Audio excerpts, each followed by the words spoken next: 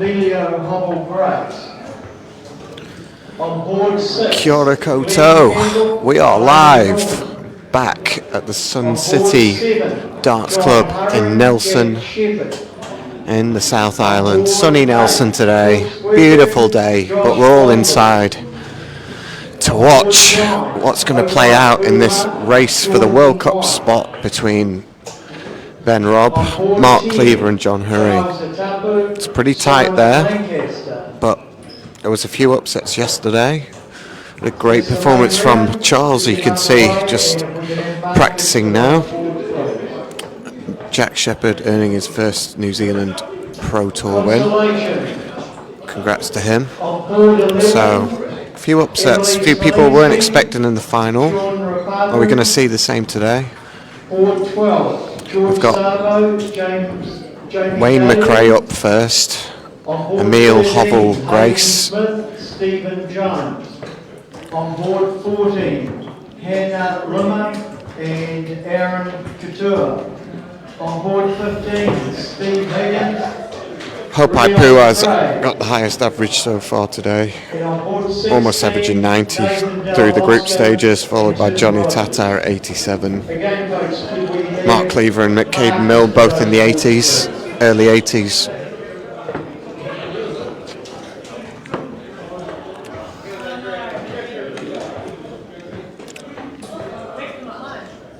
So Emil Hobble Grace and Wayne McRae.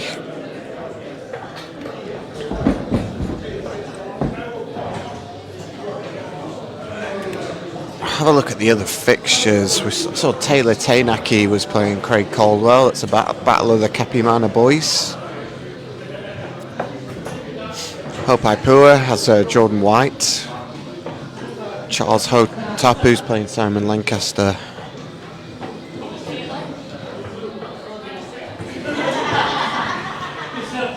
About to get underway with Emil and Wayne McRae.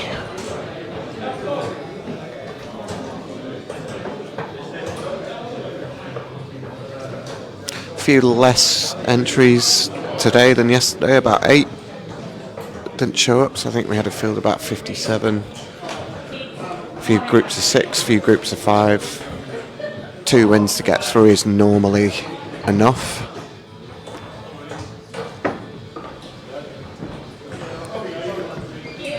And we got the big rig joining us on commentary, Ben Robb. We've got the wrong score up there. That certainly isn't George Szabo and Jamie Daly. No, Phil needs to get on with his admin. He's better than this. He's still making the adjustment. Is he better than this, though? I don't know, still yet to be told. But, mate, you guys are doing amazing things, bro. This is what the darts need. We need exposure. This is help with sponsorship. Get more awareness. Grows the game, and you guys are doing amazing, bro. Massive. Thanks, bro. Appreciate that. We just love the game and supporting it and trying to help grow it. And saw a gap, eh? Saw a gap to help expand the game. Is that what you guys got amongst it? Well, we just love the game, and it was a way to raise some money for the drowning prevention side of things as well. That's a big part of it. Yeah. But like you said, we want to try and grow the game and help get more money into the game, and like you said, more sponsorships. Yeah. More money for you guys so that you can go overseas and really chase that dream. Yeah. Oh, mate. Hey, look at this. And as the interest grows up and your guys' reach increases, and you never know what could come from this. Phil, mate, what are you doing? There's no score there, Phil. And you had no game either. There was no... Yeah, there's no chalk. Oh, sorry. They haven't started yet. They haven't started. Real critical, Phil. We've just called for a chalk. We'll be on I'm just helping with the commentary. So Ben, what are you most excited about going over for the Challenge Tour? You'd fly on Monday. What's the big thing that you're looking forward to? High competition. They're so good. That level is so consistent. So I think you might get an easier round first round, but then on that you got to hit at least 90. So yeah, my goal is to be in a high standard room and perform and come back better. Where are they? Where are the events that you're competing in? Where are they based? Milton Keynes. I think they do Pro Tours there as well. It's actually a soccer field as well, so you can stay at the venue and some of the rooms overlook the pitch, so pretty cool. MK Dons, I think. That's the one, yeah. The, 100%. the city of roundabouts. I've never been to Milton Keynes, but that's what I believe it's known as. Have you been there before? Yeah, I went to Q school. My first Q school was at Milton Keynes. Made the mistake of having an Airbnb, being too far away. If you stay at the venue, you can have a board set up in your room, and you can go upstairs and practice and get yourself ready without having to sit in the venue. Because some of these challenge tours are 400 deep, you know. So you'll be there at 10 o'clock, and you might not play till 3 o'clock. So it's just about staying ready, and I think it's all between the ears. Everybody in this room knows how to throw a dart. It's just like who can hold their mental focus the longest. You've still got an outside shot of this World Cup of dart. You've still got a chance. Yeah. And to be fair, last year I should have had it. I was in the same position as Mark last year, exact same position. And Caden went all the way, but didn't put it away in the final. So I know I'm a chance, mate. But you know, I'm just focusing on the whole year without no top 16. So I just want to finish the year number one. And even though I lost yesterday, I'm 4 points in front of Mark and John on this year's tour. So yeah, it's good for me. Any kind of spacing you can make is good, you know. Will you be able to join any of the Modus Series competitions, do any exhibitions, or is it ADC, I think it's another organisation? Can you make the most of your time there playing those tournaments? Yeah, well, ADC is pretty much Modus. Modus is their carrot, you know, to play in their comps. But they asked me to play this time around, but I have to be available for Champions Week, everybody that plays. And Champions Week is Auckland Masters. So I couldn't commit. And since I got to commit, they took me out of the Modus this time around. But it is what it is. My goals have always been, PDC route, and DPNZ gets you there. Fucking great, 137 from Wayne. Emilio's having a cracking weekend too. Oh, bust. He's in the wrong bed there.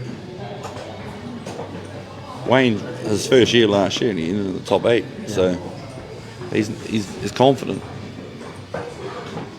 This is cool. I never really watched it from this point. Tell us a bit about Emilio and his background. I met Emilio a few years back, and he just struggled with a bit of confidence. He always told me he practiced well, but in comps he wouldn't really hit those standards. And then I think a year ago he just had one comp where he was hitting 90 averages and he was pumping it, and since then he's just kicked on. So good for him. I like people who work hard at darts and then improve, like Jack. He's been amongst the game his whole life, really. It's good to see, results for, this guy's put in so much effort. It was cool to see that yesterday because we're Wellington-based boys, so to see Charles do what he did yesterday was really cool as well. Yeah, mate. I've played Charles over the years. I've always told him too, dude, you got buckets of talent, and good on him. This year he's having a real crack at it, and you just get confident. Like, a lot of people think that this is out of reach. DPNZ's like, oh, that's where all the best players are, but mate, you're in the environment, you just lift. You can see so many players. Charles, he should have been here 3 years ago, but he set it all up, and look at him in a final in his first year on the tour. So yeah, it's good. It makes everybody better too. Especially putting away Hope Eye. That's no hard, that's no easy task. So. Yeah. 6'2" as well. Yeah. So no fear there, clearly, because I'm sure there's a few people in this room that would see Hopes and go, oh shit, that guy's on the Pro Tour and he's doing big things. He's Hopes, but there was none of that in Charles yesterday. Nah, and fair play, Charles is a veteran too, Like, he might be new on the scene, but we all know what he can do, and he held his composure. He believes he can win. He wouldn't be here if he didn't think he could win, so that's most people. You come along, you put your money and your time, you back yourself, so yeah, good on him. It's good for the game. He's excited for the Masters coming up as well. That's in August. Yeah, got to get there first. Should be a few places for the Kiwis. You'd think at least 5, maybe 6. I Hopefully think so. even more. When I'm looking at it, with Simon not having his card, I don't know what that state's looking like, but it looks like only Hopes will be on our side. So yeah, for those who don't know, it's 8 versus 8. So with Hope Eye, it could be 6 of ours, and then we always have to give an Australian a spot too. So we could have 6 local qualifiers, which is my first debut, mate, we had 7. And that's what the game was grown on. It was grown on local talent versus the world. And then we just kept giving more and more away to players. And it kind of lost, my view is like we kind of lost what it was all about. I feel like there was 5 in one year, maybe 4 Kiwi players. And we had 4. Because we had Simon, Gigi, Hopai. They all came over onto our side. And you know what I mean? Like, and then we have to give an Australian DPA number 1 in this spot as well. So, yeah, it's just... Because I always say, like, when I've been playing this game, the top 3 guys in the room will get a spot. And then if there's 3 more spots, that's where you bleed in the new guys, you know. And if you don't have those 3 spots, then it's just the top guys taking everything. And I got my break from being on the bottom end of that. So yeah, I mean, you go swimming deeper water, you play with the big boys, and you see how you go. You either get better and you want it, or you kind of walk away. Do you think there's an argument to put hopes on the PD side and then PDC side, and then that opens up even another spot? Because he's a Pro Tour player. I don't know if they will do that, but depends how many of their players over there are coming over and committed. Yeah, but that would be quite cool to see as well, right? Yeah, but at the same time, I mean, Damon's been on our side for many years. He was top 10 and he was still on our side, so I can't see them putting hopes in there yet. But if someone does pull out, I would rather have another local win. I think we all would give a local an opportunity rather than bringing another PDC player. I know that for us we're amongst it, but the casual fan wants to see the big names, So I get it on both sides. I do get it, and your Luke Littlers and all that, they fill the stadiums. So I get it, but the more opportunities for the boys, the better. Close game, eh? Pretty good quality game here so far. Well, both lads averaging the sort of mid to late 70s, 1 apiece. First game of the day is by far the hardest game you'll play. And then knockouts, I think finals easier. Finals easier in the first round. There he goes, double 10. You'll hear him. Ooh, look at the reaction from the big boy. You'll be nervous here. You just want to hit that big single. Emilio looks so calm, man. Fair play, Emilio. He put that away, eh? Great shot there for the 62, and yeah, like you said, he has a pretty good poker face up there, just no reaction, just hits the double, moves on to the next leg. Yeah. She watching at 140, miss. Tough, man. Like, first game, nerves are up. You just want to get past your first one. Once you get past your first one, then you're in. And that's what happened to me last year for World Cup. First game, Dion Toki, quality player, put me out, and then I had to watch. She's tough. I'm pretty sure all Mark has to do is quarters. I think last 16 he'll lock me out, and then quarters he locks John. I think John's closer to me. What's the score, John Harry? 3-1 up against Jack. Yeah, let's do a little around the boards here and see what's going on. Hopes is comfortably in the lead against John White 3-0. Yeah, John Herring's up 3-1 against yesterday's winner, Jack Shepherd. Anything else you can see there, Ben, of note? Taylor Tainaki. Yeah. I think so much potential in that guy. I saw him a little bit last year, and this year he just looks confident. He's got a good presence too. When he hits something, he lets you know about it, quite subtly and humbly. But I like what I see with Taylor. He's got a really strong action. You can tell a lot by someone's action. Like even Tommy Gunn. What's his name? Tom McCulloch. Tom McCulloch. Like, I've seen a lot of him, and once he gets his between the ears right, I think he'll be a good player. He's just got to back himself when he gets a bit nervous. But there's a lot of players like that show a lot of potential. He's got a good action. Josh Walters. I've been saying it for years. He's probably under-delivered on what he can do. Do you think that's a bit of experience? Is that because some of that you cannot necessarily be taught, but through playing games and playing in those big pressure situations, you start to learn a bit more about that and deal with it. Deal with it, yeah, and lock in mentally and not drop your head. You've got to you can't show weakness on the board. Like if it's like a shark smelling blood, mate. They just go for you. And being me, everybody wants to beat me too. So like if I'm showing any signs of vulnerability, I just seem to see guys getting better and like this. I mean, Emilio, that last start, look at him, he looks so calm, man. Tops. That's what you do here. Double 5 is so hard in this situation. That is such a hard On board double. 7, Formagino, John McCullough. Mate, I think McRae with the Wayne- opportunity yeah. to level up here with a He misses this, I think. Game two over. two at tops. No, Yeah. break the throw, Emilio, and Double, be thrown for double the 5 match. is so hard because you go under, then you got to rinse it there. He's just going straight back up top. Good on him. It's hard. It's a hard. Wayne's just got to hold his bottle.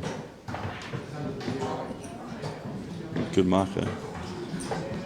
That's a nervy one. Oh, no reaction from the pommy. Ooh, that one hurt. See Emilio turn around these. Ooh, that one hurt. How do you enjoy coming to Nelson on the tour? How does this place rate or this town compared to the other places you visit with darts? Nelson, oh mate, Nelson's always tough because the numbers are always around the 60 mark. In the rest of the country, you nearly get to 100. So in group sections, you're going to have a high quality group, most likely. And just the whole club is so supportive out there. They look after the players here. This club is made for dart players. Like the cost of everything is cheap and the food's good, and they pride themselves in being a club for dart players. That's what I like. And same with like CSDA, Kapi Mana. I think the whole tour this year is a really dart player orientated set up, so it's good for us. Board 1, Stu Irwin, Way to go, Taylor. Sam Lamb, and Craig DeMarco. No, I agree. I felt that as soon as you get here, you just feel the hospitality. It just, everyone's just friendly and nice, and like you said, it's cheap drinks and food and just a good, proper darts hall. It's a darts hall, it's a darts club. Sometimes we go to clubs and it's, they just want to have us here for the money side of it, but this is a club for dart players. I always like being around this kind of clubs. It's Mark Cleavy's circling. 13, Ethan Lamb. He's circling. He must be under so much pressure. He'll try and hold it back, but he'll know as much as anybody knows. He's just got to win his first game and then get on with it. That first game's going to be so hard for him. And he's a good mate. Like, everybody loves Mark. He's just a genuine guy. So if he does get it, I think everybody will be happy for him at the same time. So it's good to see a mate like walking around. And he's been in the game for so long and he's never achieved that. So good for him. Oh, Johnny Tate. Ooh. Wayno McRae looks like he's made a bit of a mess of this 80. Just tidying up. Yep. On board 10, Stephen Campbell, Johnny Turner, and Simon Mark. Here you go, JT. Ooh. He looks nervous on that. He looked nervous on that one. I think it looks in. Is it in? Nah, went low. 12. He's going double 16. He's going low. Oh, last start Gets that in. again. 3-2 breaks the throw. It's a bit of a topsy-turvy game, this You one. see Emilio shaking his head in the back there. Disappointed. And 3 darts clear. You think you should be putting that away. But yeah, I find like with these clubs and clubs around the country, especially, well, we're biased to the darts clubs. We need to, these places need support. They need business, and they're such good places for people to visit. The RSAs around the country, that a lot of them aren't doing too well, and darts is a good way of getting people into venues and playing, socialising, and spending a bit of money. And so it's always good to support these proper good proper venues that you come and you're welcomed with open arms and treated really well, and like you're at home. Yeah, and I better go to work. But Ben Rob's up. yeah, mate, the club, like most clubs now have dartboards because the game's grown so much, and it's not much of an investment to then bring in a whole bunch of patrons. So yeah, I think we're in a good spot. All right, bro. Good let's stuff, get it, man. bro. Good luck. Good brother. Oh, and here we have Connor Nolan on my right. He looks very full after his Burger King. Sorry, that was advertising. Burger King, if you're listening, we'll have a few free Whoppers. Connor, we have Wayne McRae here and Emilio Hovell-Grace. Just hadn't been having a good little chat with Ben Robb as well. I played him yesterday. He was averaging 87 against me. So, yeah. You presumably lost that one. He was playing pretty bloody well, yeah, 4-2. He's playing some good darts at the moment. He checked out 1-7 against Ben Robb. Hit an 11 darter as well. 12 darter, I think it was. But very, very good player, very steady. Didn't have the best out of the office today, but that's okay, it's darts. So we shall be just not in the consolation, on the commentary. The con man is not in the consolation. Yeah, commentator, we're on. Paid Wayne McRae today, was up 3 legs to 1. Blew my chances to win it. But that's darts, isn't it? Oh well. Shoot us a few messages in the comments. Let us know who, well, either you'd like to get that World Cup spot or who you think might get that World Cup spot. See who the love's for. Just talked to Ben Robb. He's pretty convinced he's out of it, but it's not all over yet. As Wayne McRae misses the 38, Emilio Hovell-Grace with a 124. We go triple 18 here for bullseye. He's hit that, I believe, and he hits the bullseye for a 124. Beautiful checkout. Breaks back. Amazing. Fist pump from his opponent. How about that, Shambles? That's awesome darts from him. He loves the bullseye, Emilio. Very true straight darts. 3-all, final leg. Into the 7th, Emilio for a first game on. And we have Jamie Hilton-Jones. Last 32. We just saw Emilio hit a 124 checkout on the bullseye. It was fantastic. I mean, come on now. We can't act surprised. It's just he's a class player. It's what he does. Playing another class player in Wayne McRae, so hopefully a ballistic last leg, and Wayne's had a good start, but Emilio has a dart, so we can't write him off. Big visit here is going to be crucial though. Bounce out. See how he keeps his head on. Yeah, 60 on the floor is a bit hard, but hey, early days still. A lot could happen. Two good players. I mean, that's what you want on the streaming board, so we're lucky to have a match up like this, so really into the knockout stage. I mean, Jamie, we'd be even luckier if we had you on there, but we heard we have to pay you now you're a rock star. Oh, mate, I wish. Jeez. Not really firing. I mean, I'm playing. Oh, not another bounce out. His biggest issue is he loses his head, but if he can just keep it on and keep it cool, then, I mean, he can easily overcome these bounce outs. He's still ahead in the league. He has the advantage of throw. And only 60 from Wayne. He's not really punished, so... Nah, come on, Emilio. Big visit here. This is my Northern, mate. This is OG. He's my day one, so I do want to see him do well. But I love Wayne as well, so... Two good fellas playing. 60 there. Very quick throw, I've noticed Wayne. He's quite fast, isn't he? He's just like boom, boom, boom. No, man's in a rush. Doesn't mess around. Doesn't muck around at all. Like, I thought I was quick, but he's probably even quicker than me. Come on, E.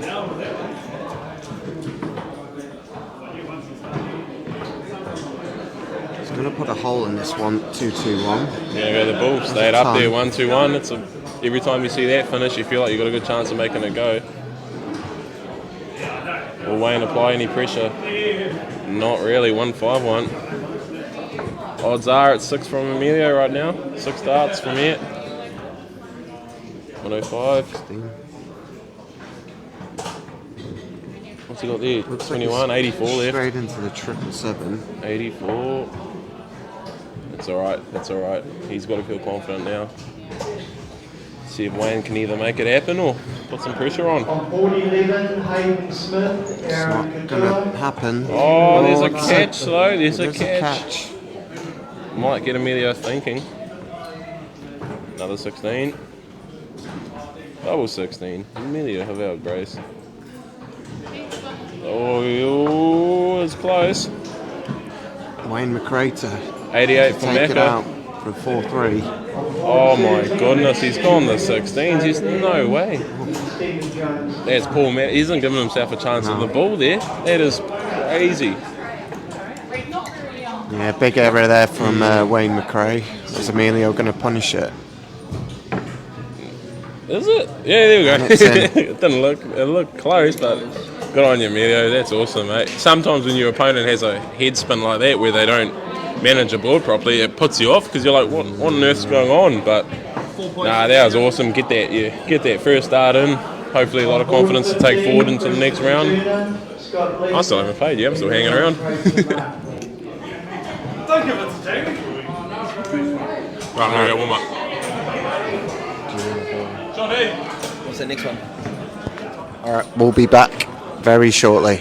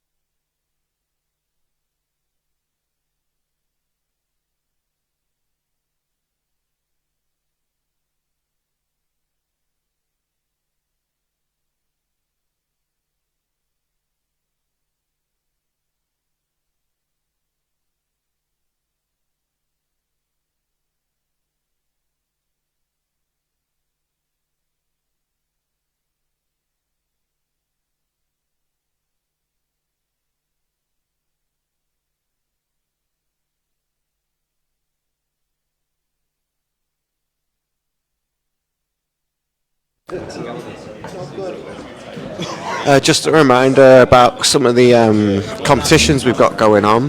We've got 2 sets of 4 tickets for the Wellington Premier League in November. So if you go and like our stream, share it, and then if you put done in the comments, then you'll be in with a chance to win some tickets for the ANZ Premier League. The Cleaver Classic qualifier is on Saturday the 10th of May, so that's an opportunity to play on stage at the Wiper Working Man's Club on the weekend of the Hamilton Pro Tour. So get entered to qualify for that. There's a few good players turning up for it, so you'll be playing against the likes of Mark Cleaver, Jamie Hilton-Jones, Craig Caldwell and Olivia Curreen. There are our pros on the pro side, and yeah, opportunity to give them a game in front of a lively crowd. There'll be prize money on offer for those that make it to the quarters and semis of that as well.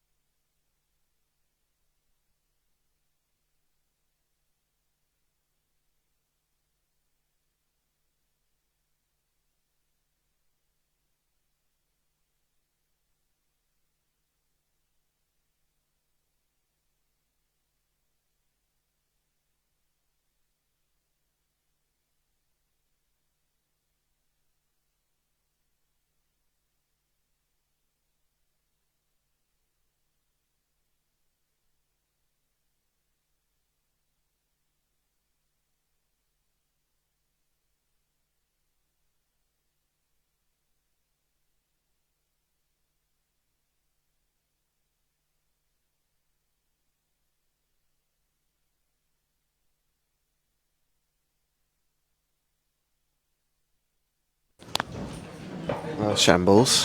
Look what we've got on the streaming board. Bit of Jamie Hilton-Jones against Mark Cozzy. That should be a good battle. That should be a very good battle. Mark Cozzy in some good form, throws a good true straight dart. Jamie Hilton-Jones with the fastest throw in the game. So it should be interesting to see what these boys unfold for us in this game here. Both players off to a relatively good start. So tell us a bit more about your day, Shambles. No thanks. Great. Good interview. That wasn't the best. I mean, I played alright against Wayne McRae, but yesterday was a lot better. Had a good day yesterday. Today wasn't so good. If you don't make it as a darts player, Shambles, there's always a position in the commentary box for you. Yeah, of course. Well, that's the main focus, right? Yeah. But yeah, it's good to just sit down and have a bit of a relax, watch some good darts on the live stream. See what these players can do. Can Jamie Hilton-Jones take out a Showcase 160? Oh, he's on. Not quite. We'll lay it up with a ton. Mark Cozzy 126, 19s all the way. Super Sets dart it up. from Cozzy. Super dart from Cozzy, leave tops. So Jamie Hilton-Jones goes short. Cozzy's going to come back for 3 darts at tops. Winner of this will be in the points. 4 points for making the last 16. Cozzy falls short there, hits a 20. Jamie Hilton-Jones going to be back for double 10. I reckon he'll go first dart. There we go. I had a feeling. So did he. Cozzy's back in for the break of the second. What can Mark do in this league? Anything extraordinary perhaps for Mr. Cozzy? Nice 84 to start.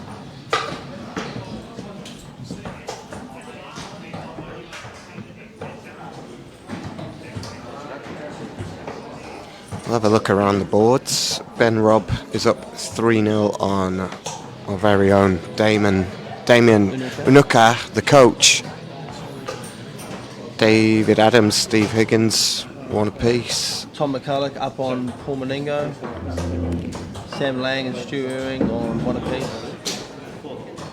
And we've got Mark Cleaver playing Aaron Carls in the last 32. Frank Bush playing H. Frank's on a 94 average. 94 average against H's 87 average. Some good darts being thrown in Sun City.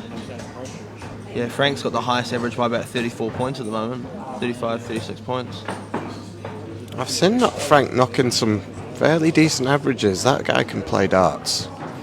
Frank is a very, very good player. Very steady. Cozzy's firing back slowly on board number 5. Here's Jamie Hilton-Jones. What can Jamie produce in this throw to sort of put some pressure on little 58? Cozzy needs at least 1 triple in this visit, I feel like, just to, there we go, get himself a little bit further away. Jamie just needs a big visit now. Mark Cozzy cheered on by his family. His mum and dad are here. Yeah. Travelled down in a very nice RV that I had a look inside. Mama and Daddy Cozzy. Travelling in style. Cozzy leaves himself 56 or 48, even better.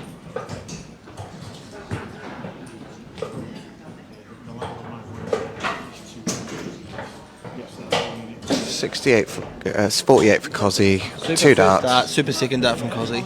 Super first and second dart. Nice little marker right beside the double, and then just pins it right on the left side of that first dart. It's beautiful darts from Mussy Cozzy.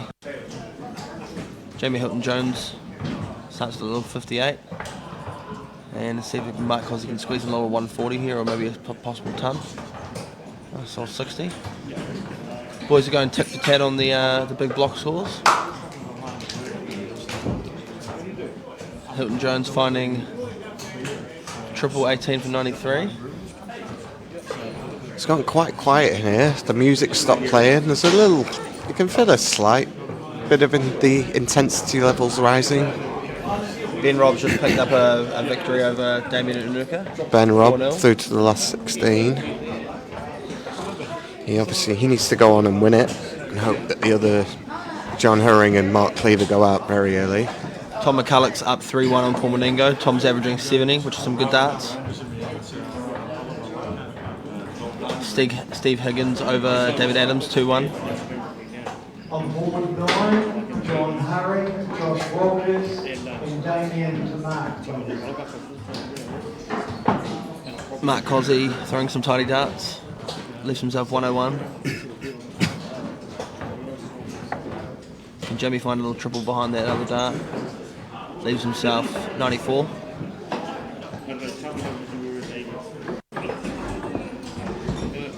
Oh, darts from Double Cozzy. 18. No, just Oh, out. unlucky from Cozzy. Good steady dart player is Mark Cozzy.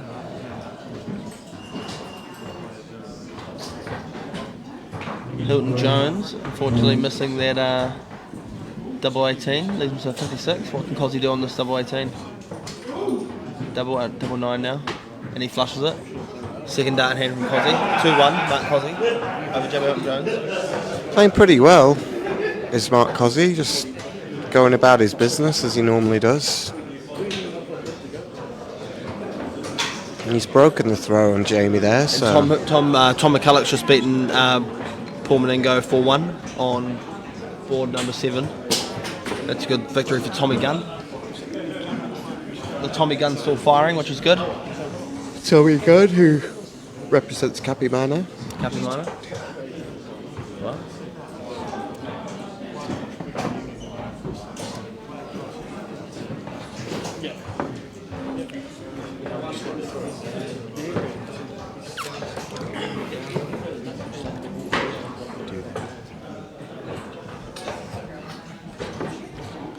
Alright, Mark Cozzy 262. Good guy, Mark Cozzy. Had him on the commentary a few times.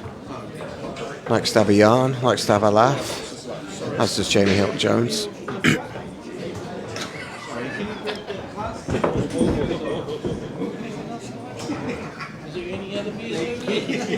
We'll be off to Hamilton for the next Pro Tour. 7 and 8. Getting close to that cut-off for the Masters spot.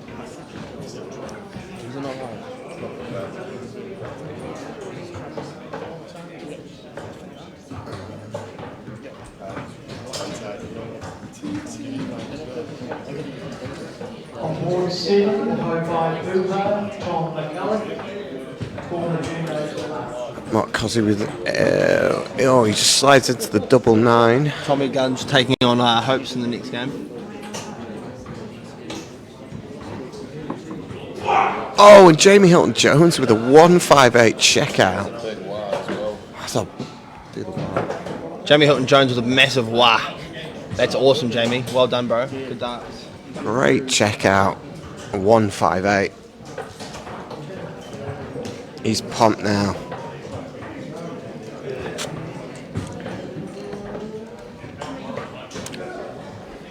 Jamie Hilton Jones from the far north, representing Northland in the regionals, in the nationals. Telling me they have got a pretty strong team over there, up there in the north. Jamie sticks in another big score. I believe that was a 180.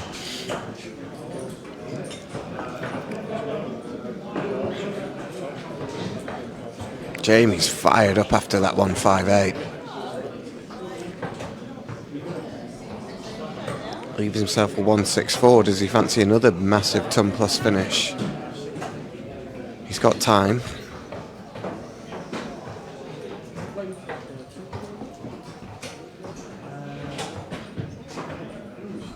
Just a 60, because he can put some pressure on with a ton.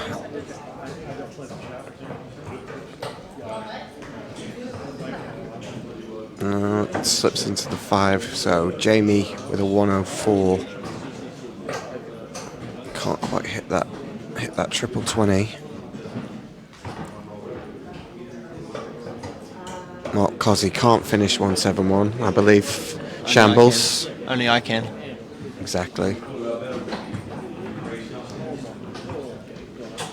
2 at tops. Pulls that one low. Inside the 10s. Cozzy's been looking pretty handy on some of these little 2-dart finishes.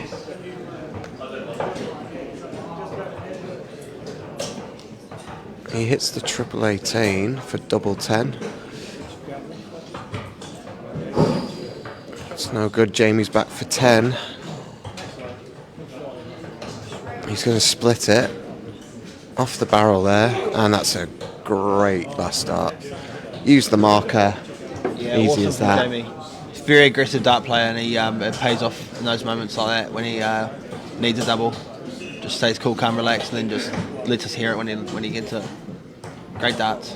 I feel like he's put a bit of the pressure on Cozzy now. You can see Cozzy's body language. He's doesn't look as comfortable as he did a couple of legs ago. Yeah, well, that's what big scores or just tight finishes can do. You know, like they can rock your world a little bit and takes a lot to bounce back. But let's see what Cozzy can do from here, eh? We've got Stu Irwin over Sam Lang, 3-1. Caden Milnes 3-1 up over Taylor Tenaki as well. 3-2 to Jamie Hilton-Jones. Mark Cleaver 2-zip in front, so he'll get 4 points at least if he wins that game. Every point is pretty vital for Cleaver at the moment to maintain his lead.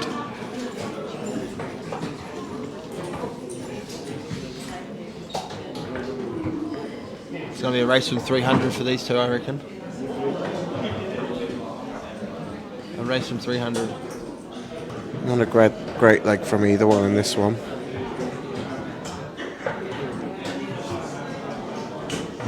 Oh, catch with the last dart.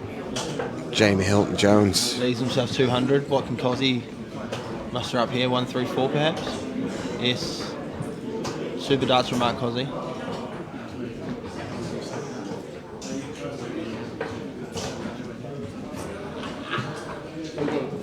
Here we have the Ghost Pepper, Scotty Menzies. How's your day going, Scotty? Pretty good, Sam. Pretty good. Into the 16, so pretty good. Well, Jamie Hilton-Jones trying to get in the 16 with this 100. Oh, and he set the... A reasonable set, though. Mark Cozzy with 80 to level it up at 3-all. Big 20. Big 20. Tops for the 3-all leveler. Oh, it's a wild one. So Jamie should have 2 clean darts at tops here.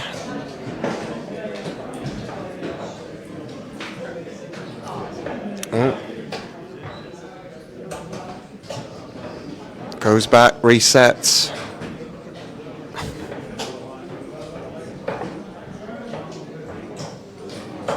And he hits it. There we go. Tops for the game. 4-2. Jamie Hilton-Jones over Mark Cozzy.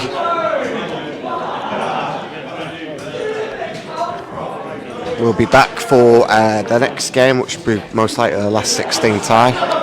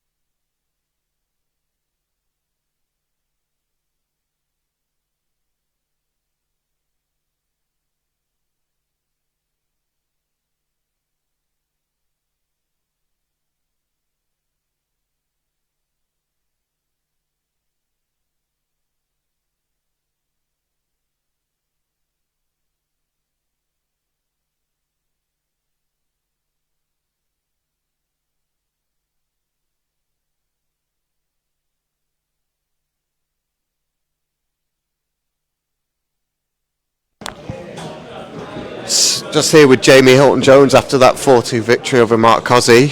Tell us about it, Jamie. I think it might be our first proper ranking knockout game against each other. I was apprehensive going into it. I know I had to perform, otherwise he would have smoked me. He had me against the ropes. I was under pressure. It was 1-all. and all that. But yeah, no, it wasn't a comfortable one. All right, scraped in, and yeah, he was on a finish. I checked that 158. That's probably one of the best finishes I've ever had in the grand scheme of things. That went and gave it heaps, just because I needed that. I had to have that, otherwise I would have gone home. So stoked that stuck, and he even said after that broke him. So you can't have moments like that and take your foot off the gas. And thankfully managed to keep applying the pressure and got the job done. But mate, I'm sweating, I'm hot. That was hard work, but that's what you play for, those big moments. Absolutely love it. So yeah, job's not done obviously. That job's done, but there's more games to go and points to build on. And yeah, no, I'm proud of that. I'm happy with that. But again, not satisfied because we're still going to keep going and hopefully pick up the title at the end of the day.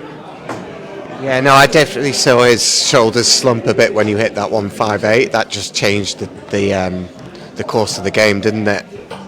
Yeah, no, I mean, he could, if he'd done it to me, it'd be kind of the same. You'd be like, oh, you'd be kissing your teeth. You'd be a bit inside. I know it would have hurt, but that starts for you, and I'm just glad I was on the right side of a big moment that changed the tide of the game. So we move on, and we hope the next game's not as stressful, but let's be honest, they're all stressful games. I think I have the winner of.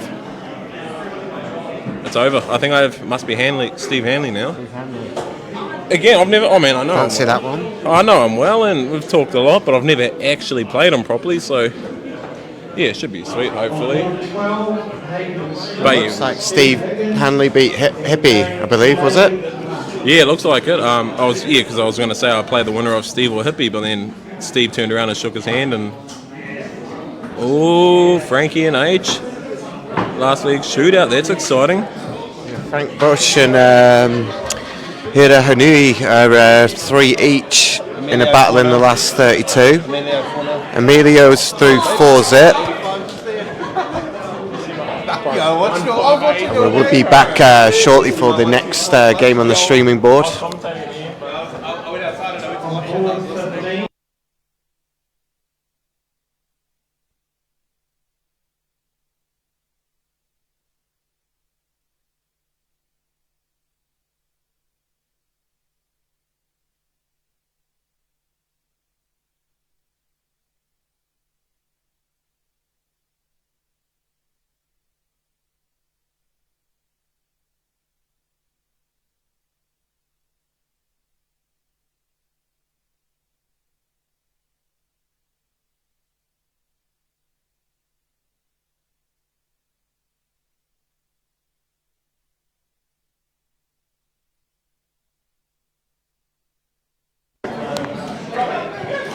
All right, we're back with Mark Cleaver versus Charles Hotapu, the dark horse of yesterday. Got to the final, took out hopes in the semi-finals, beat John Herring on yesterday as well in the group stages. So these guys have played each other a few times. A lot of respect between the two, and obviously Cleaver fighting for those points, but Charles is also building his own amount of points. He got 16 yesterday. He's going to be looking at some more today to add to his tally and get himself in that top 16 playoff for the end of the season. But Cleaver's got a big job to do here. This isn't going to be easy.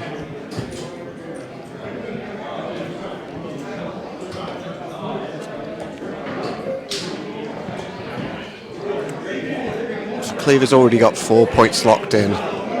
If he wins this, he'll get to 8, and that's going to put him pretty close to the World Cup of Darts spot. On board 2, Stu Irwin, Johnny Tarter, and Taylor Tamak, please. Charles just looks as focused as he did yesterday, to be fair.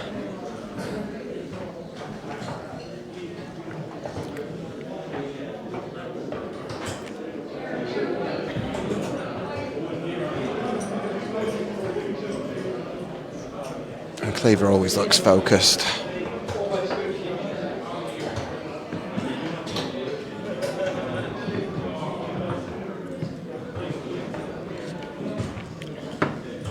On board 1, Jamie Gould-Jones, Steve Hanley, So,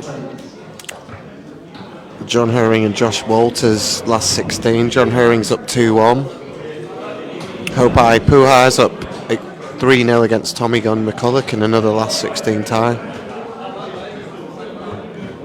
Hopes has just gone through 4-0, securing a quarter-final place.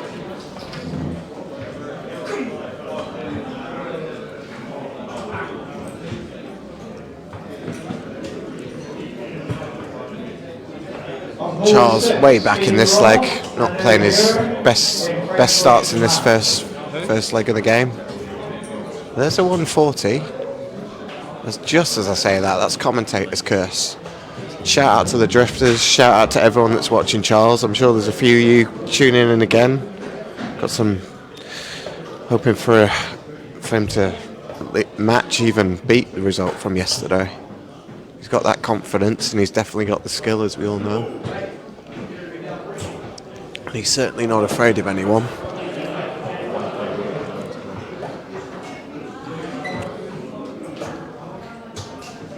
Great darts from Charles. Another 140 and he's right back in this leg.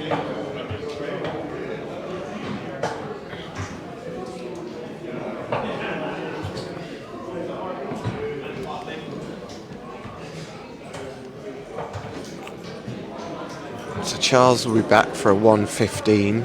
Cleaver doesn't really make a... No, he makes a little bit of a dent in that 160.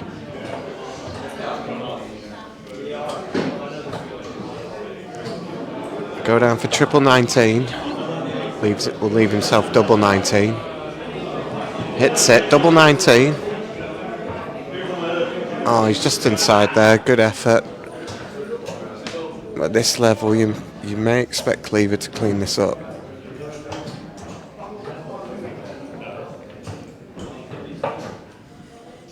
We got 18 for tops.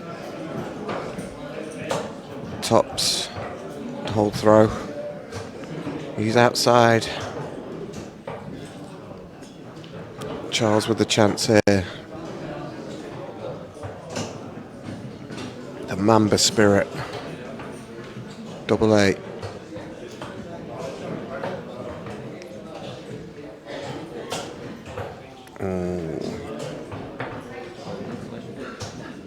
Don't get too many opportunities to break the Cleaver throw, so there's 3 darts missed in this leg. Cleaver takes tops out.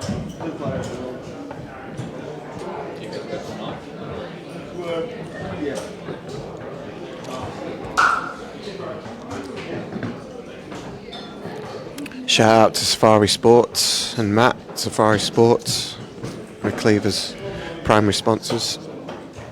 Hope you're watching.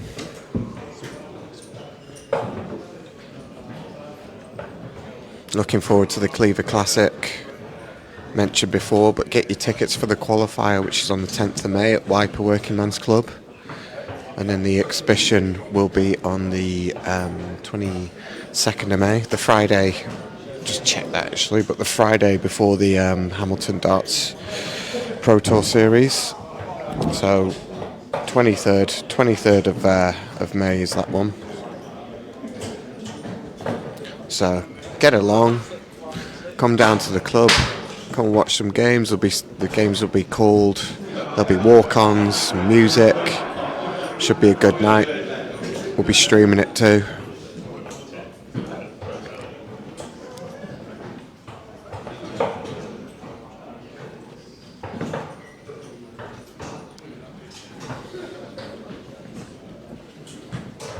What are you up to there, Shambles?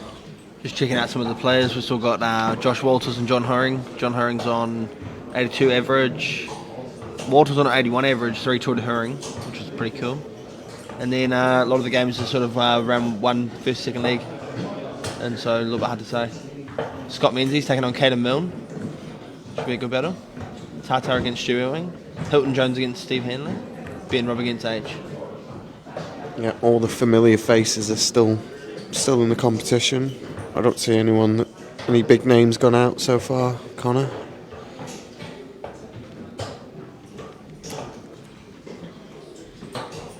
Charles is way ahead in this leg. He's got all the time in the world. You know Cleaver's capable of a couple of ton plus visits. None in this leg. So Charles 101. Leaves himself 81. That's gone into the 777. Oh, and a bounce out. Leaves himself 60. Cleaver miles back.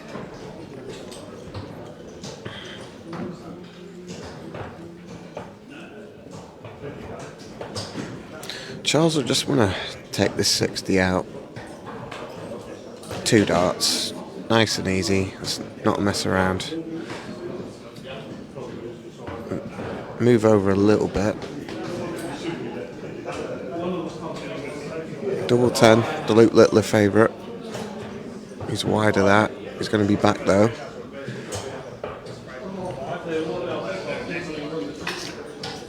Hi, Conman. I see comment in there. Kia ora, Marina, if you're watching.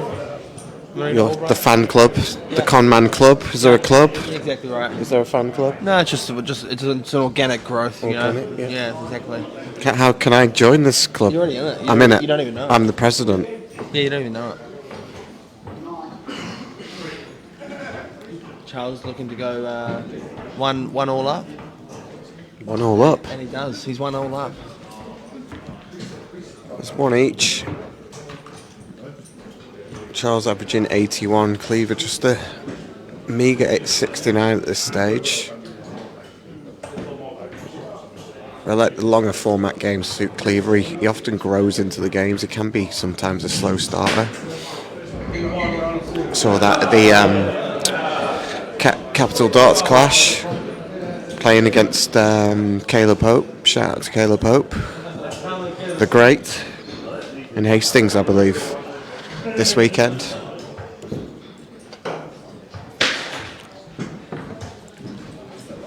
What's Cleaver got here?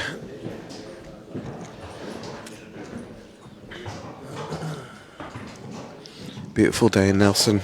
Gorgeous. Beautiful day to be inside playing darts. That's gorgeous. I went down to the BK before, get us some nutritious Burger King. It was Did bloody- BK sponsor this stream, Shambles? Absolutely. They could do if they wanted. If you're listening to Burger King, if your marketing manager's listening, it's a great opportunity. But just on that, we are looking for sponsors for this stream. It does cost quite a bit of money to travel around the country. So if you know anybody or that would be keen to sponsor this and get behind the growth of New Zealand darts, we're really working hard to grow the game here, build some stars, build a platform for these players to get around the country and not cost them an arm and a leg and get more money into the game. So if you're listening and know anybody, then give us a message or send us an email. Go on the website and yeah, there's all our details there and on the Facebook page. It's a good opportunity for a business of any sort, any size to get their brand out there and get a good lot of exposure. And again, also have a win-win of helping darts grow in New Zealand. So if any businesses are out there, let us know. It's a good opportunity. Darts has never been bigger. We've never had, this is, if you're not part of the darts world or you're sort of in and out of it, these people here are just awesome people. It's such a good community. Everyone helps each other out. Everyone looks out for each other. You hear Ben Robb talking about how he'd love that World Cup of Darts spot, but he'd be equally as happy for Cleaver or his friend bestie John Herring to get it. He'd still be proud and happy. He wants it all the same, but that's that kind of spirit that's part of this club.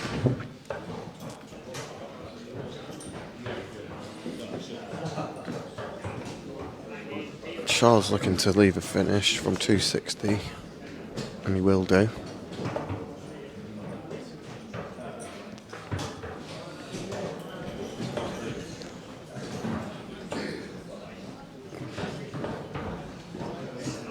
Cleaver won't be able to finish 100. I think he went double-double there. 1-2-5 for Charles to break the Mark Cleaver throw.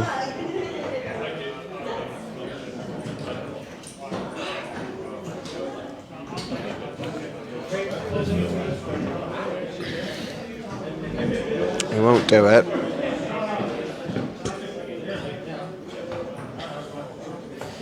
Let us know in the comments where you're messaging from, who you're supporting, who you think will get that World Cup of Darts spot.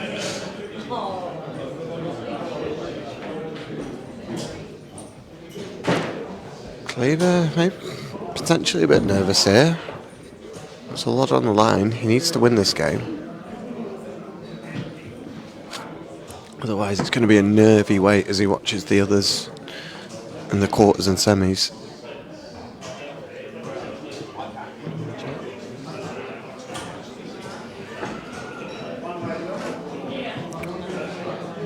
$20 for Cleaver.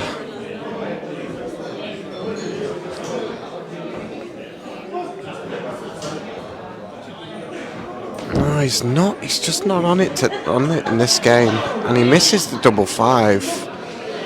I'd expect Charles to take this opportunity. It's a big one, and break the throw. Cleaver's gifting him opportunities. It's not a bad marker, but he doesn't use it. Cleaver's going to have another opportunity.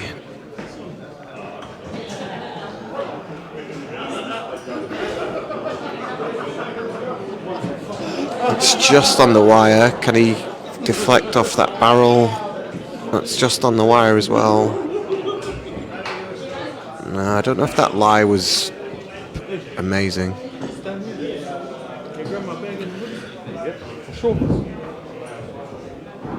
This is getting a little bit messy, but Charles hits the 5-5 for a 2-1 and a break. Cleaver throwing it away a bit here. For the beautiful third break.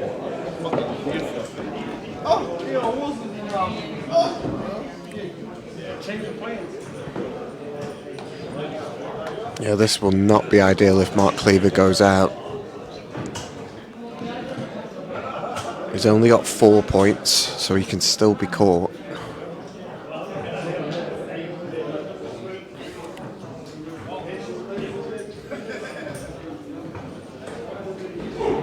And only averaging 63 in this match, which is 20 points below what he's capable of, even more.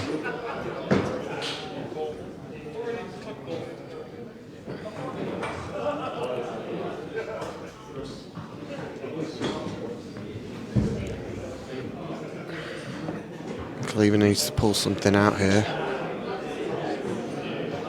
The maestro. Had a few occasions he's been on the big screen on Sky playing the Masters, but never made that World Cup of Darts spot, and I know he wants it. Do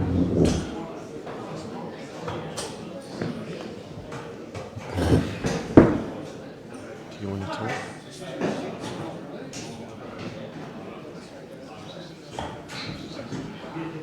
Big visit from Charles. He's way ahead in this leg.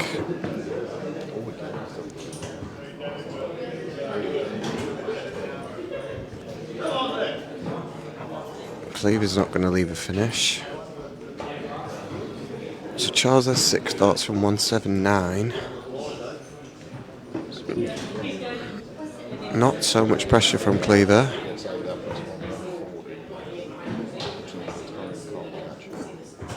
He's going to set it up. Oh, just strays into the 1 though. And leaves himself 99. It's not a pretty finish. It's a 3 dart finish on 99. What's Cleaver got?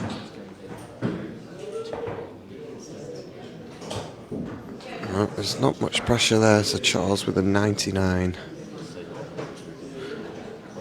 I'm whispering now because it's gone very quiet in the hall.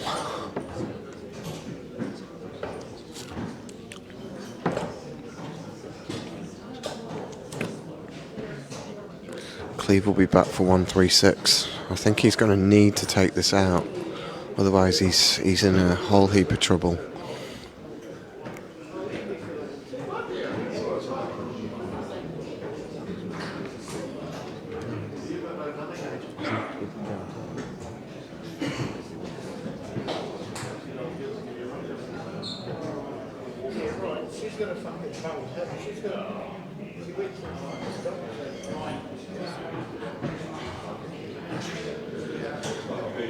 Charles with a 20, and he hits it 3-1.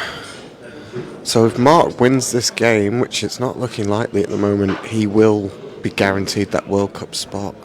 But if he doesn't, and it's Hurrings to take, and Cleaver is not at the races for this match. I don't know if it's nerves or he's just not quite with it. He's not himself.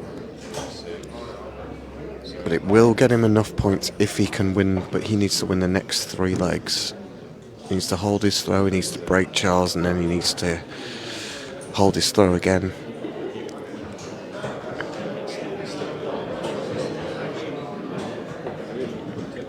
Matt Kendall reckons Caden Milne's going to win today. It's been a while since he has won one of these Pro Tours, but certainly capable.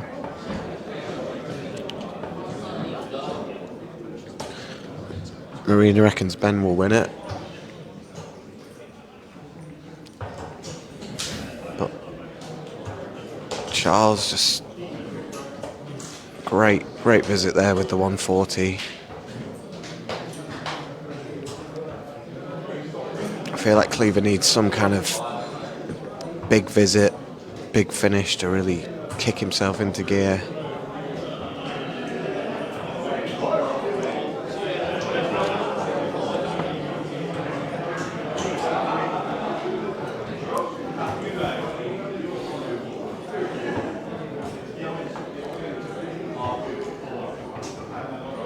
Another cracking visit from Charles. And just jumping in on this point situation here, so Mark's already secured 4 points, which puts him on 136 points.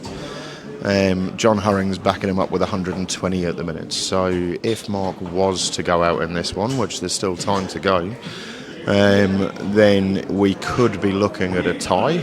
It depends on where John Hurring ends up and where Ben Robb ends up. So if Cleaver was to go, and that's another great shot from Charles there, leaves himself on 73, the Shanghai left.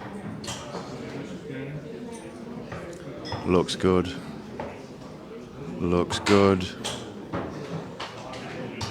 Oh, and just over the top. Massive pressure on the 73. Another big scalp for the Chalker this weekend.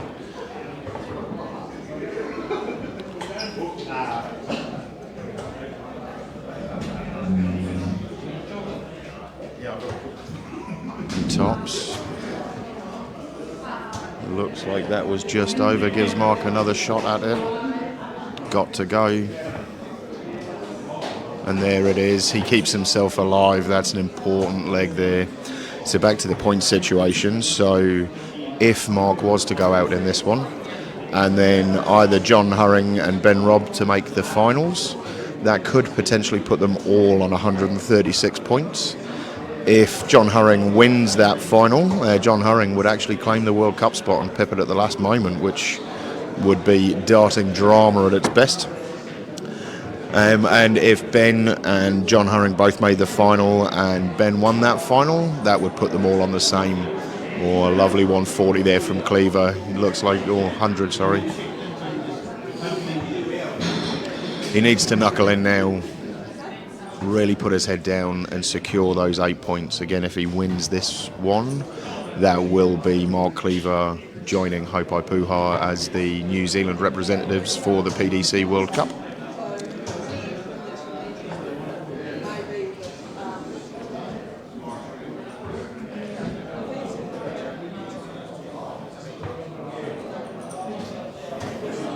Charles is keeping great pressure on and hopes just there. Cleaver hits back again there with some super darts to put himself in a 100-point lead. I feel Charles needs a treble here. Oh, not that treble though. Not that treble. and I know it's probably been talked about on the stream already, but Charles jumping straight up to number 13 in the DPNZ rankings after his storming run. Yes, another great darts there from Mark, another 140. Leaves himself on 1-2-1 with Charles with a mountain to climb in this leg.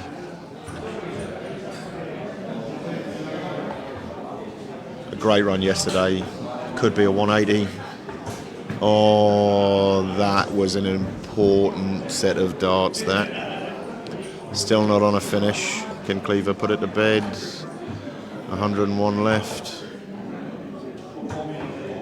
Yeah, he went for it.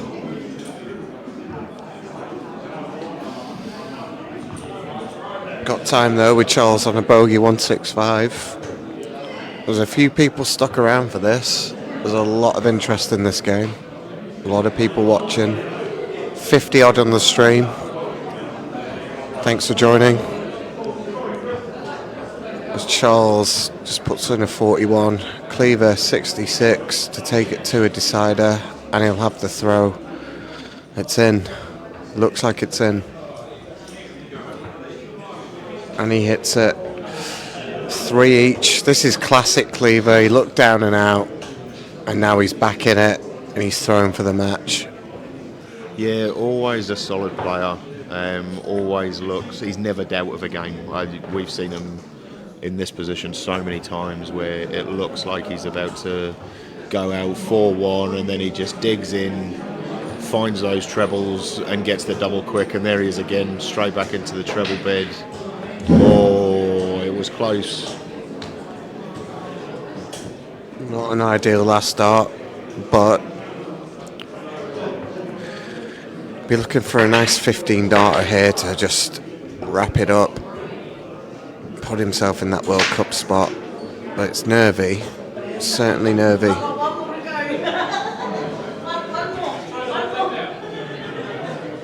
Needs to find that treble again, just give himself that extra layer.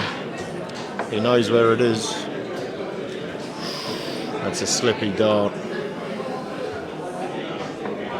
Yeah, I'm not sure if Mark's completely aware of the scenario, whether he's aware that if he wins this game he is through, but he'd be aware that he needs points. Certainly, he certainly needs at least a quarter final. That was the case at the start of the day, and it's still the case now. As we get a bit of armpit from Charles there. Yeah, we apologise for the camera angle.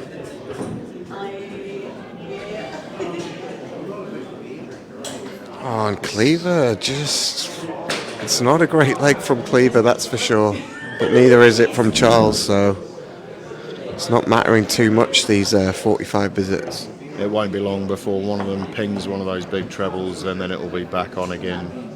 It's weird how in a game of darts it happens like that. When the opponent's not throwing big scores, kind of the other player will drop off a little bit. See what he can do this time. Perfect first dart. Great lie. Oh, couldn't back it up. Oh, recovered well. It has to play on your mind. The World Cup spot, he knows it's down to today. Something that he's never achieved before, and from talking to him on many occasions, he's a very down-to-earth kind of guy. I think he puts a lot of pressure on himself, thinking about everybody at home and everybody that's, really cheering him on, and he wants to do them proud, and he's doing that today. That, coming back from a 3-1 down, he seems to be fairly in control of this leg now. Yeah, Charles hasn't quite turned up for this leg. He's not really putting the big scores, so Cleaver can kind of potentially coast to the finish line, although Cleaver's not having the best of legs either. Big score here from Charles can put on the pressure, change.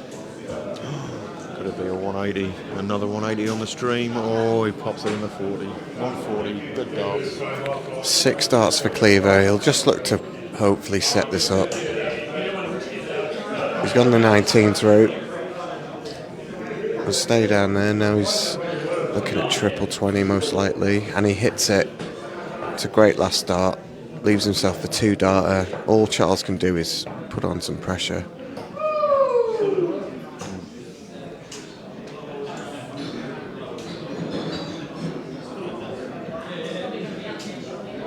And he won't do that. So here's Mark Cleaver for a 4-3 win and pretty much sealing up that World Cup of Darts spot.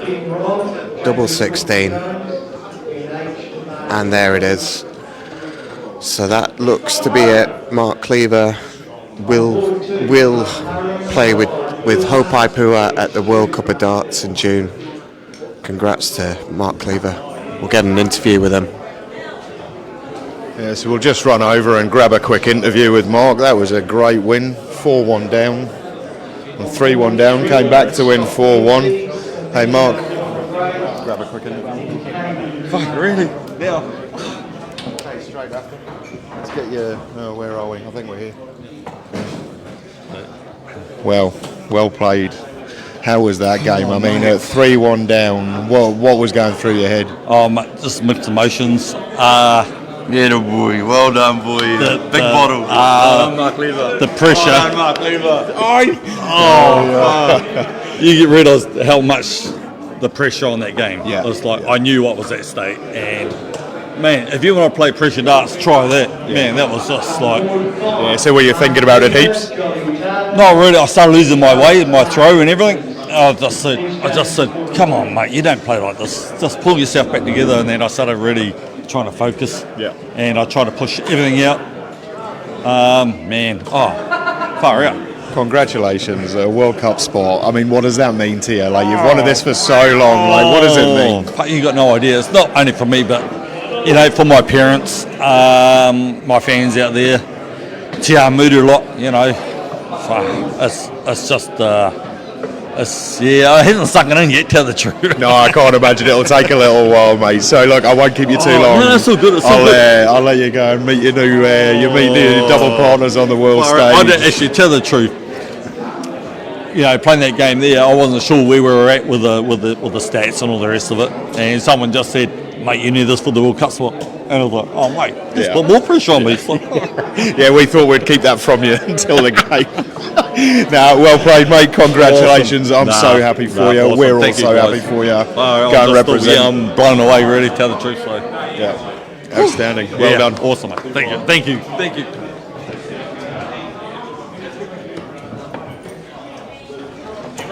Just hearing from Mark Cleaver there, the latest New Zealand representative on the world stage. He'll be partnered with Hopes. We might try and get an interview with Hopes a little bit later on. He's still deep in the games.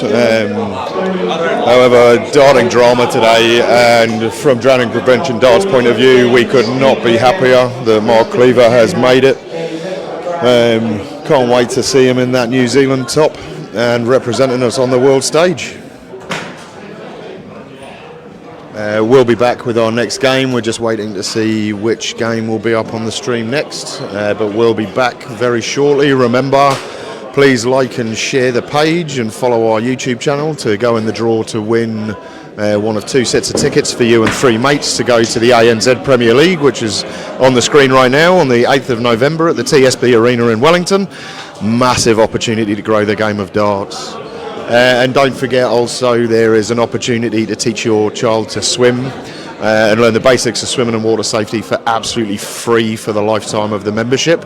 Just go over to splashsave.org, look for the online program and put in the code DPD, and you can go, the first 50 people that sign up to that get that for free. And that's all thanks to Darts Players New Zealand for helping support our stream, and all of our other amazing sponsors that are all part of this stream and what we're doing with New Zealand Darts. So make sure, any dads out there, we teach our kids to cross the road, we teach our kids to ride their bikes. We need to be teaching them basic water safety stuff as well. So it's really easy to do, really fun to do.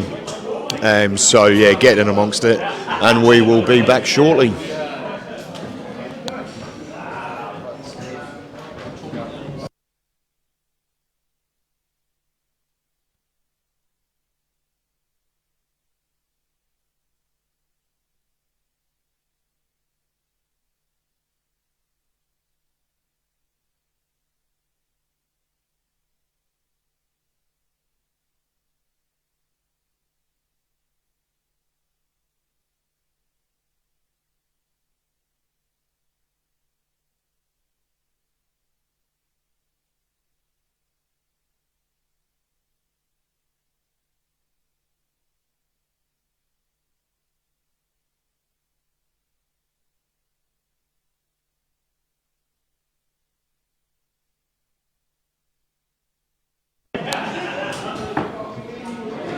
We're back. So, Mark Kleber secured the World Cup of Darts spot. Lots of congratulations in the hall. Everyone's really stoked for Mark. One of the nicest guys you'll meet. One of the most popular players on this New Zealand Pro Tour. So everyone's really stoked for him. He's worked really hard. And it's good to see him get his opportunity to go overseas to Europe and represent New Zealand along with Hopes. And who knows what these guys can do. I always feel with these doubles format, anything can really happen when you're playing doubles. It's a lot depends on how the players gel together as much as anything. So yeah, Hopes and Cleaver, go do it for New Zealand. But now it's about winning the day, getting those points that will lead up to the Masters. That's what all the thoughts will be on now.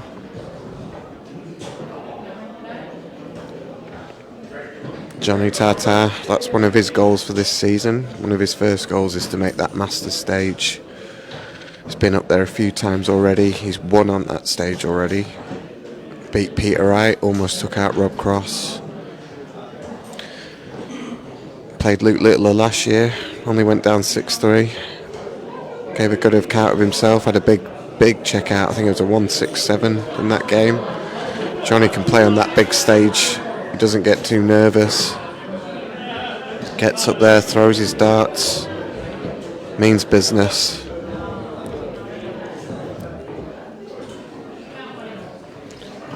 And we got Ra Tata, who's responsible for making Johnny the darts player he is today.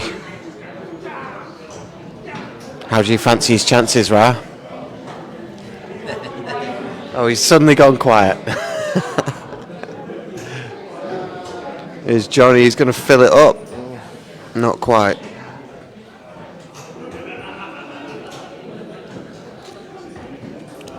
No rest for Cleaver, but he'll be pretty happy. I'm sure there'll be some celebrations tonight.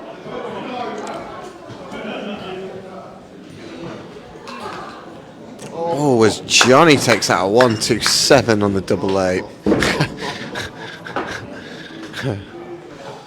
Definitely no rest for Cleaver. He's in a game right now. That was a 12 darter, I believe. 12 dart leg from Johnny, just to start off.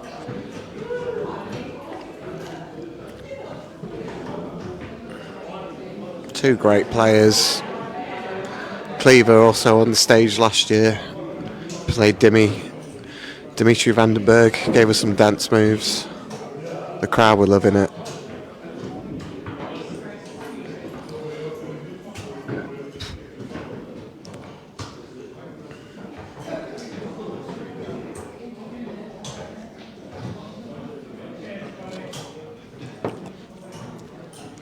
Both these guys were involved in the Capital Darts Clash we had in Wellington. Played the game in a good spirit. Johnny ended up winning that. Beat Cleaver in the final.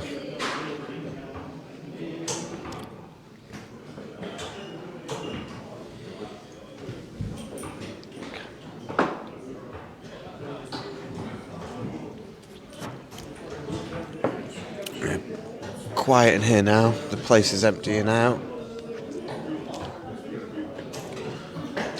We've got Scott Menzies is in the quarterfinal, playing Emilio Hovell-Grace. Ben Robb up against Jamie Hilton Jones. They're having a good quality match. Jamie averaging 100.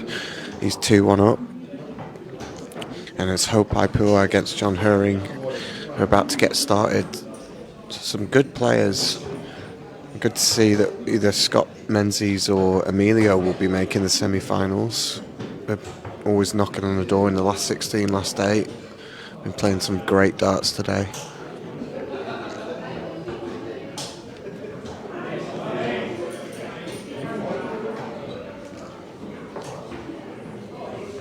Shout out Marley Prime. You're watching. Shout out to Glennis. Shout out to SDD. Spin those discs.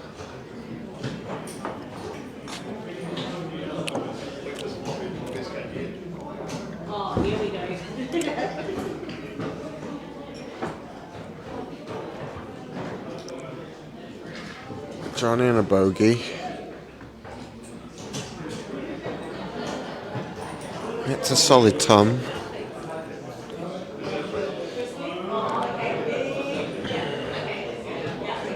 Cleaver with a 49. Level the game.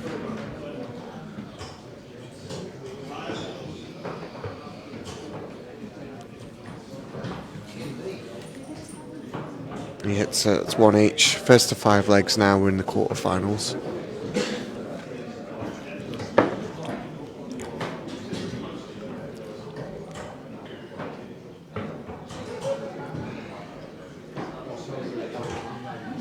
Shout out Tukes. I don't know if he's gone home or he's just commenting from the Sun City.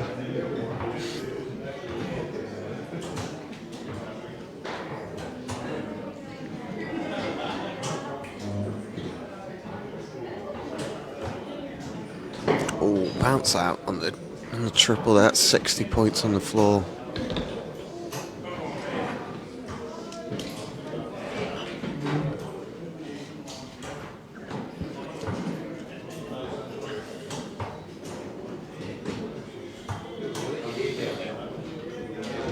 These guys certainly bring the best out of each other. It's always a competitive match when these guys play.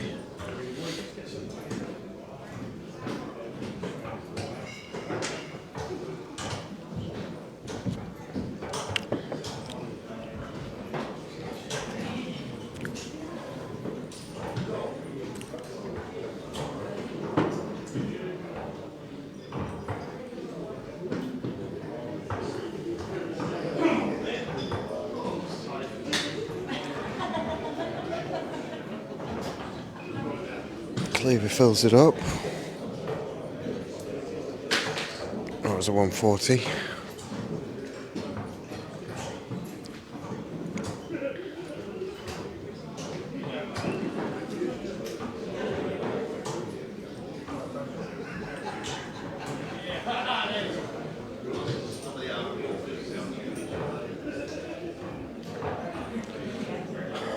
Scott Menzies 2-1 up on Emil. Jamie Hilton-Jones is 4-1 up on Ben Robb, averaging 100. Looking fantastic. Jamie made a couple of finals earlier in the season. Looking to make another one. If he takes out the big rig, he's well on his way. Cleaver misses the bullseye for a 2-1. Johnny 64.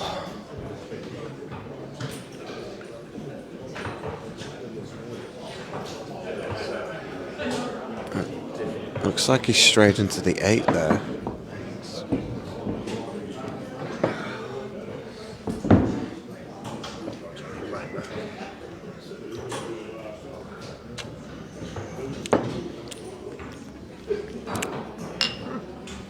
Cleaver to break the throw, 43. And that looks like a double 5 to me. Oh, and he hits the 15. Two doubles.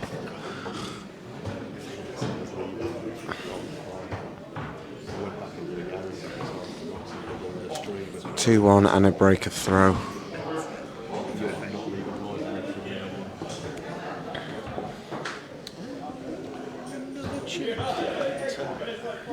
Hopai Pua is 3-0 up on John Herring.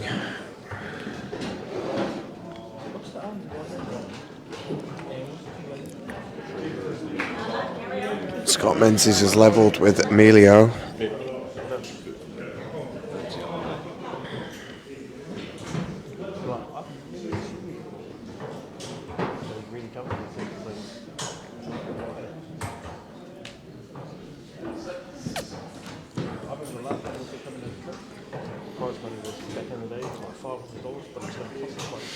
It's the end of a long 2 days of darts, so there's sometimes a bit of fatigue. There's a lot of darts played, 8 hours yesterday. We're about 4 or 5 hours in now.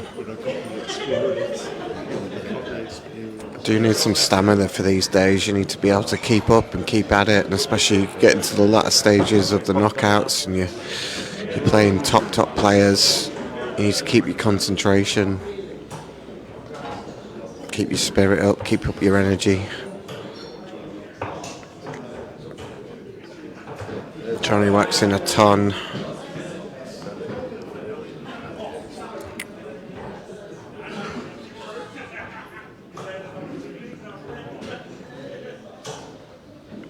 Great cover shots from Cleaver.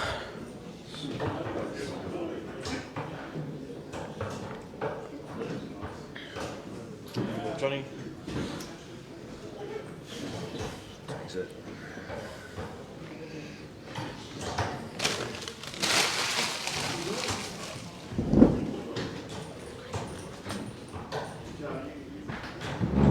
Cleaver making a bit of a mess of that. So Johnny 157.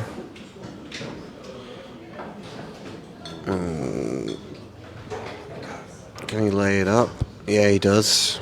Leave himself 32, I believe. 46 for Cleaver. He'll go the 6 double top route.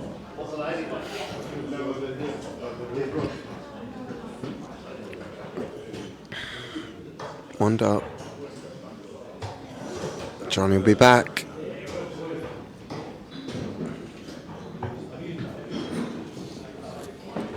He pegs it. 2 apiece. Breaks straight back. And what a match to have on the live stream. I mean, Johnny Tartar versus Mark Cleaver, 2 Adrenaline Prevention Darts' favourite players. Johnny smacks in, is that a 180 or 140 to start with? But both of these players are so solid. I think, Sam, you mentioned before that, you know, they played in the Cleaver Clash and in the Wellington Capital Clash. And they were both great players, great with the people. And I mean, again, if you're looking at these darts going in, it's just outstanding. Johnny, absolutely solid player. Love him to pieces ever since the time that he beat Peter Wright and nearly went on to beat Rob Cross.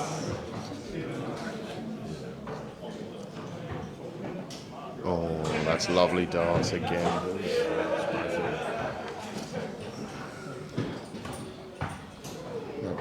And again. Tata rocking a 95 average in this game. It's amazing how consistently he throws that 90 average. Oh, great response from Cleaver.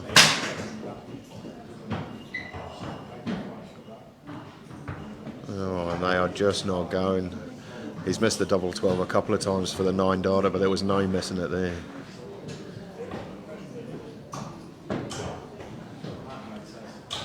And that takes it to 3-2. And I believe Jamie Hilton-Jones has just taken out the big rig, 5-3, for a place in the semi-finals. You always know when Jamie's won. Great performance from Jamie, averaging 91 in that one. Hopes is 4-1 up on John Hurring. And Scott Menzies is 4-2 down against Emilio.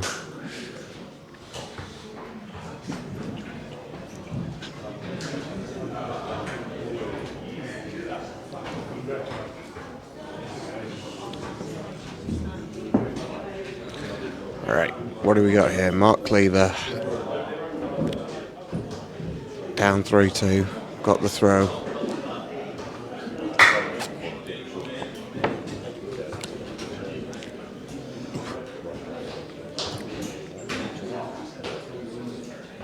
Ton 40 from Johnny. In 98 plays 82. Johnny seems to be consistently at the top of that table for averages throughout the day. He's always around at least that 90 mark. doesn't seem to struggle with the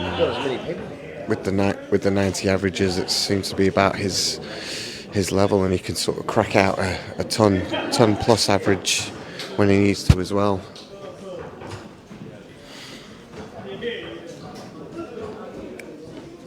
It's not all about averages, but being able to average 90 consistently you're always going to be there or thereabouts, and at the top of the DPNZ Pro Tour.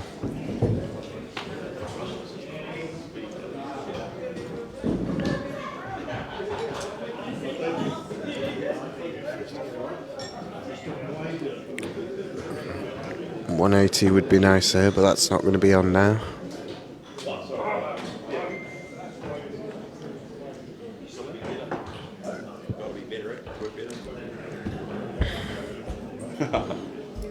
.64 left.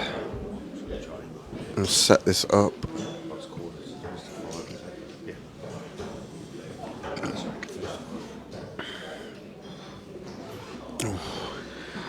Cleaver not quite finding that triple 20 with his first dart. And a few sloppy ones.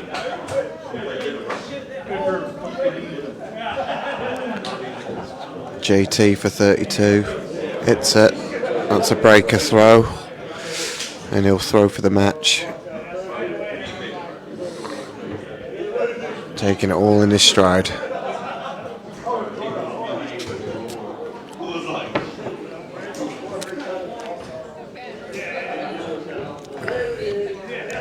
Ratata watching on. He's seen it all before. A man that's been around the game. The man behind the man. The man behind the man. Ratata. A legend in his own right on the board. And then one day, Johnny started throwing amazing darts, and Ra said, "We'll take you all the way."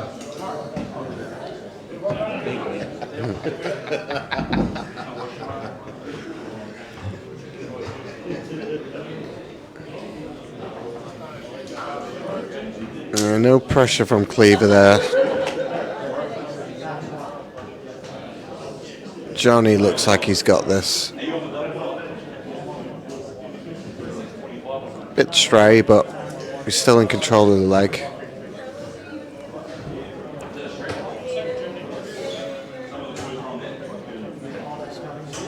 Well, as we said before, just when you think Mark Cleaver's out of it, he comes straight back. We've seen it so many times.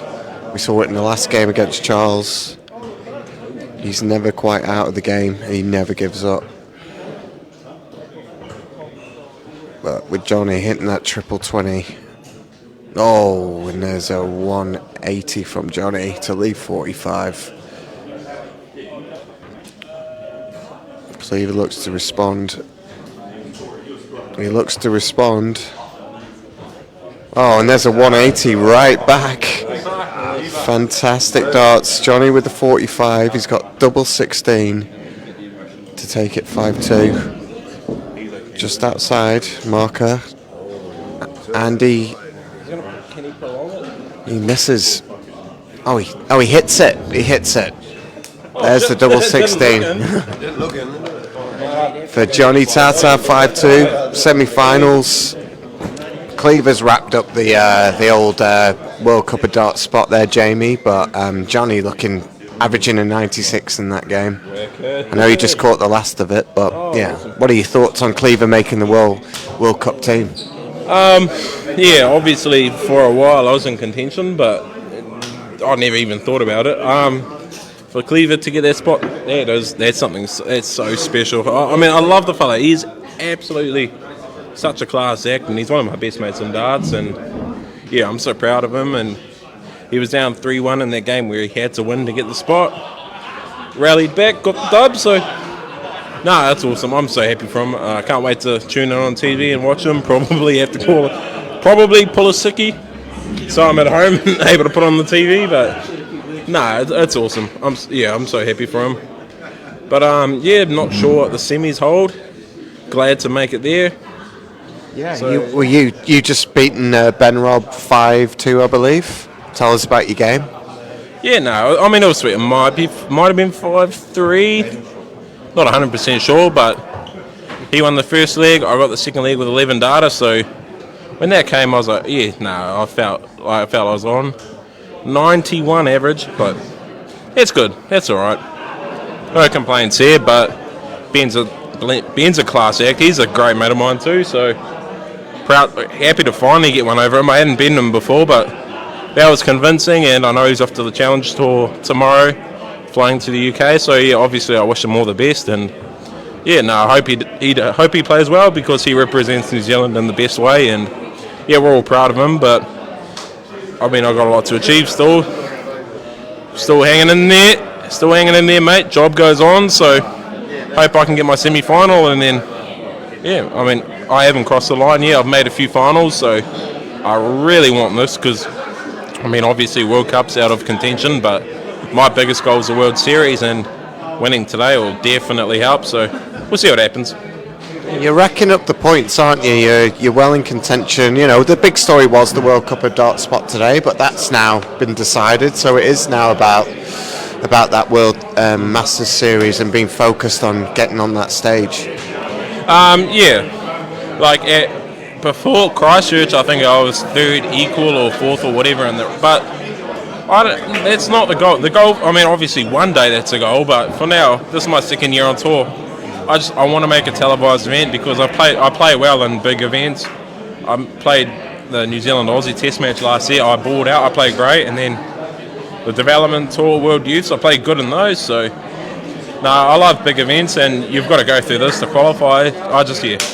I feel like that one opportunity of playing on TV at the World Series, I think that could be a career changer, and hopefully I'll qualify. And then if I do, then I'll just come out the gate hissing, just blazing away. Hopefully, just play well and represent New Zealand, represent the far north well. But obviously, we're not too sure what's going on in terms of qualifying, so just rack up the points and keep playing well, and whatever happens, happens. Good stuff, Jamie. Well, you're going to be up very shortly in the semi-finals. Maybe on the streaming board, we'll see. Hopefully on the streaming board. Your money, mate. Oh, mate, hopefully, but nah. I'll play whatever board. Job's not done. That's the main thing. We've got a lot of darts to be thrown yet, so I'm confident, I'm comfortable, but I mean, obviously that could all change, but I'll take the positives and move on, and I gotta win. That's the thing. So we'll come in hot, hopefully. Are you up against Johnny? You might be up against Johnny, are you? Probably should know that. It doesn't matter. It doesn't matter who your opponent is. All right, we'll be back shortly for the semi-finals.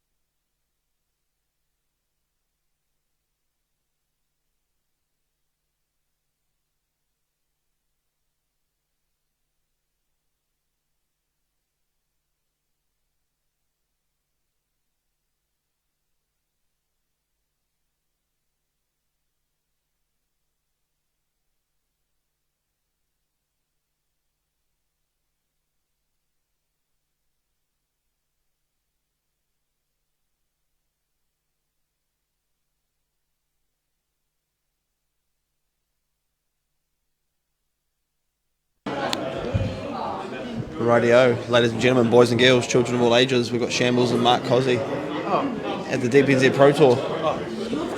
5 and 6, we're on day 2. Pro Tour 6. Pro Tour 6. Semi-final time. Emilio and Hopai up to play. Emilio's been on fire. Absolute killer this weekend. Played some really steady darts. Steady darts. Like he can too. He's Absolutely. a really good boost of confidence for the man. He's a quality player. He just lacks in confidence sometimes. So when he's on, he's on. He was placing a lot of the darts underneath the triple yesterday, and then he just second, third dart would just be in the triple. Just knows exactly. He does like to stack him. Yeah, and he got a 170.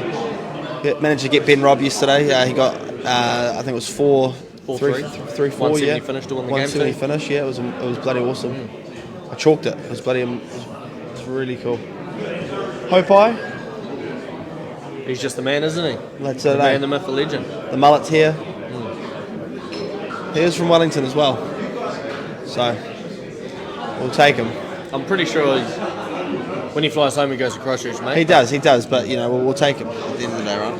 Well, Kapaner's from Taranaki. He's ours. So is Taranaki going to claim the Puhas? Taranaki's got a lot of top talent on all sports. Barrett's, right? Michaela Brake, Woman Sevens. The Whitelocks. No, aren't they fielding? That's not Taranaki. No. You're a Shambles, mate. Yeah. That's Manawa 2. The old Manawa 2. Anyway, quick geography lesson with Shambles team. I think we're Exactly off what we and racing on board 5. We're not going yet. They haven't even built up. They haven't even built up. Rion Craig did chalk as well. Quality Wellington man himself. Yeah, massive fingers. So the biggest hands in the game, yeah, someone would say. you shake those hands and you need 2 to sort of, you know. So hopefully he's all right on the iPad today. He's trying to hit one button and he's accidentally hitting 3 of them. Has hit all of them.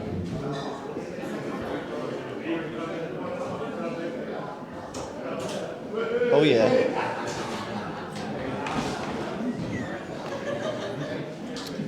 On the other board, we have Johnny Tata versus Jamie Hilton-Jones.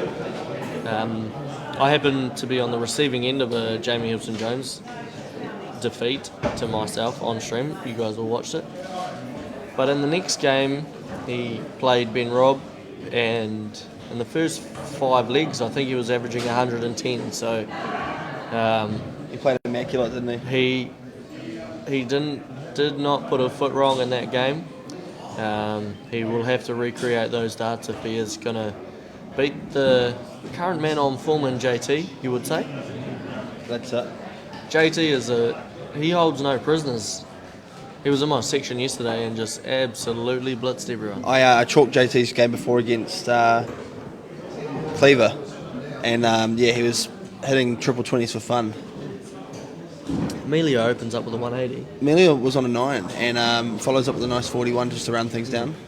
Just keep it humble, eh? Keep it humble, you know. I hope probably can get off to a good start here. Finds maybe a 140, 134. Hits a 3, shakes the head, and goes upstairs.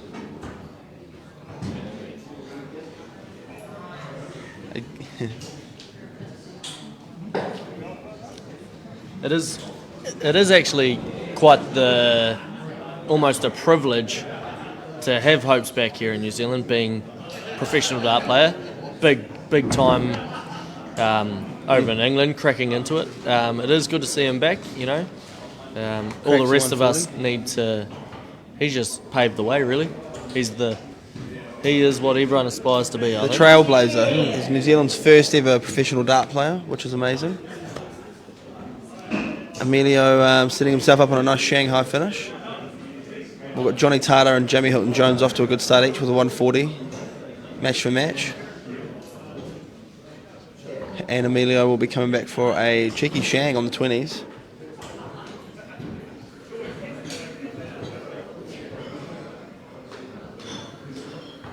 Super second dart from Emilio. Oh, and he unfortunately drags it low, but drags it low, shanks it a little bit. Hope's not on a finish, so Emilio coming back for 39. Lovely first dart from Hopai. Lovely second dart. Cheeky 136 from Hopes. Leaves himself 48. 7 from Emilio. Can he close this down? And he can. He does. Second dart. Also want to remind people as well, we've got the Cleaver Classic. The Pros versus the Joes, if we can call it that, at Waipa Merkerman's Club, Te Aomuru, 5:45. Tickets are just $30. All proceeds again are going towards drowning prevention around New Zealand. Quite the cause too. The Cleaver Classic. So May 23rd, 2025 at 5 p.m. BDB Square. Well, you would think for the qualifier shambles you'd be getting amongst that. I've got to miss it, unfortunately. I've got a few things on, so the boys will be going up. Jamie Hilton Jones is obviously playing. So it should be good. Mark Cleaver. Just a few good games. Just another opportunity to spread the what are the words? Awareness of the quality darts in New Zealand. Just Absolutely. another showcase of what everyone here can do. Build up the grassroots as we do with rugby. We want to do the same with darts, and then as well as we can tackle a big problem in New Zealand with teaching parents how to help their kids from drowning. Then we can all make good progress. Here's Hopai, and he fires in a 180 by the looks of it. Did he fill it up? No, 140. 140. Very close though. I think they're going to have to upgrade their camera quality. A little bit blurry It's in the pipeline. Yeah. Emilio sticking in there, Nice little ton. chipping away. Hopai, 66 left.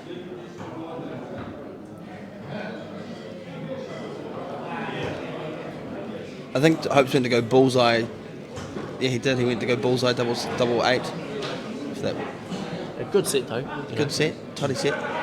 Man of his quality, knew what he was Can doing. Emilio find a triple just to leave himself something? He can.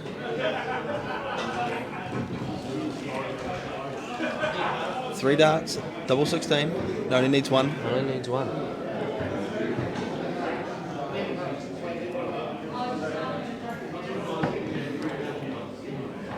Johnny Tata and Jamie Hilton Jones is looking like an absolute battle on board number 3. Johnny takes a double 8 finish for a 3-2 lead. First start, nice and comfortable for Johnny. They're both probably the informed players as of today. Out of the 4, Jamie's been playing some good darts. Got a 158. The checkout we were talking about earlier, Cozzy. Unfortunately against yourself, Yeah. but hey, it happens. It does, and that's the game. That's today. I was happy with how I played, and it You was played just, some good darts, bro. it was just the way it went down. It just is what it is. And then Johnny was he was an absolute freak against Mark Cleaver. Yeah, he was just pretty much superhuman. superhuman, Yeah. just living in that triple 20, setting up shop there. It's not moving, sort of thing, Yeah. Just there the whole day. And then Hope's being a consummate professional that he is, he's always going to be there in those moments. That's the day. He has the big game experience of being overseas. And then you got the little powerhouse underdog Emilio who's just coming Yeah. through and just bloody saying, "Hey, I'm still here, mate. here's a 140." If my eyes don't deceive me, it's a ton, but that's okay. We'll get better cameras soon. Yeah. This time next year, you trust me. Easy E, mate. Can't write him off, even against Hopes. Emilio Super is darts from feeling Hopes. confident. He's played well this weekend. Hope's is making this very tough for Emilio right now. Fires are back at 140, I think it was.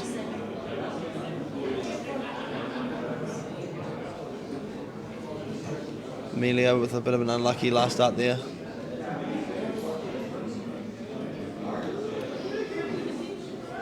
Hope's drifting into the 1. He'll have to... It's a single 20 for it. Leaves a finish. Emilio will be hoping for a big double triple visit now. Oh, slips Unlucky. into the 5.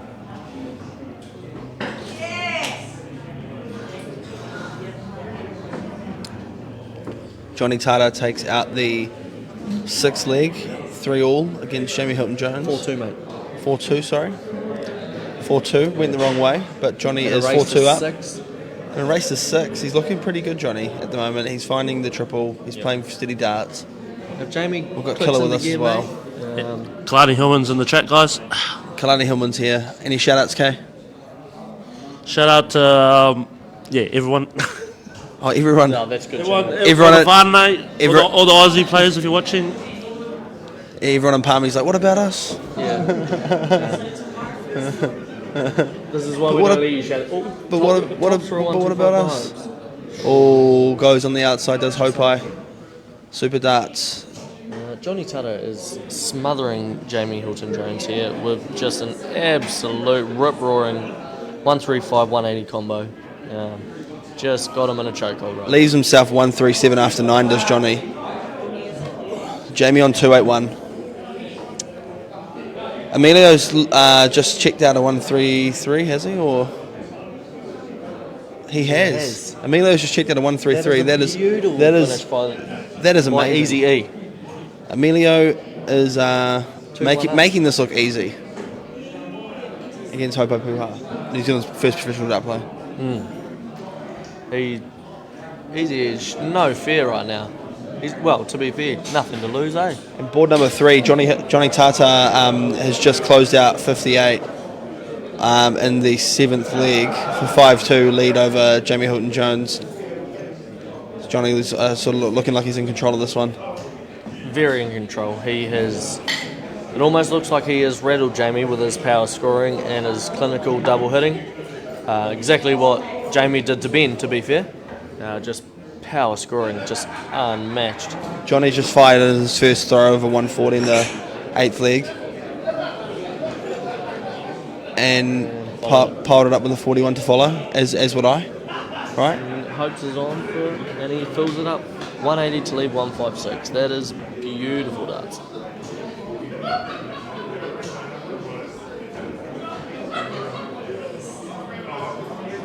Hopes won't be worrying about being 2-1 down with the experience of being over on the PDC tour. He sees this every day. That's today. He knows what it needs to be done. His environment over there would just be a lot more different to this one, obviously, but he had a bit of hardship yesterday. Just seemed to struggle, and then today's just sort of making up for lost time yesterday, perhaps. He just does what he does, I think. He's the one everyone wants to beat, would you say? Everyone's coming from. Johnny Tata has just closed out 120. He's got 140, 41, 140, 60, 120, 15 data in the... Absolutely clinical, 95 average for Johnny. In that 9th leg, was it? 8th league? 8th leg? 9th? 8th. 6-3 to Johnny Tata. 6-2. 6-2. You're a shambles, mate. 6-2 to Johnny in the 8th leg. 15 data to finish it off. What a game. 2-all with Hopai and Emilio. Back to the main stage. Game on.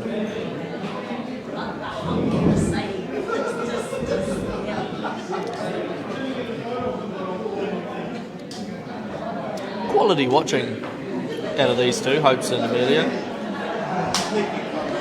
You're being treated to quite the game here. Very, very good averages. 95 from Hopes and 86 from Emilio. It's quality stuff. Very much so. There's nothing wrong with 58, alright? 43 or 26? Hopes he'll be confident, but he's got a game on his hands here. He'll know that Emilio's putting up a fight, and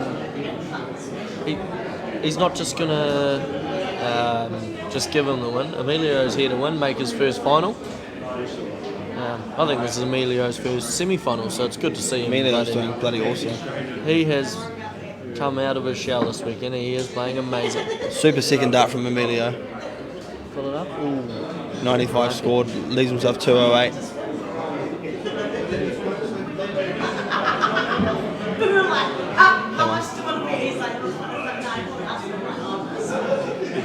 Let's hope fires in another triple for a 125. Leaves himself 93. A crisp 2 data, you would say. Pressure darts there from Hopes. Puts a lot of pressure on big Easy E. It's just who we're just piling the pressure on. Emilio leaves. No second breath, eh? 150. Can Hopes take this out in 2? First dart. Over to 18. 99. Sinks it. Good Third dart in finish. hand. Hopo Beautiful. Puha. Takes up the 5th leg.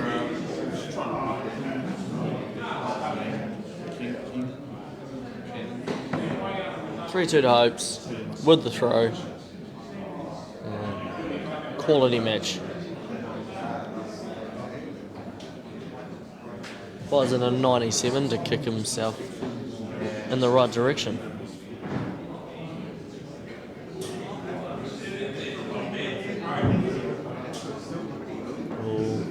He's slipping a little bit here.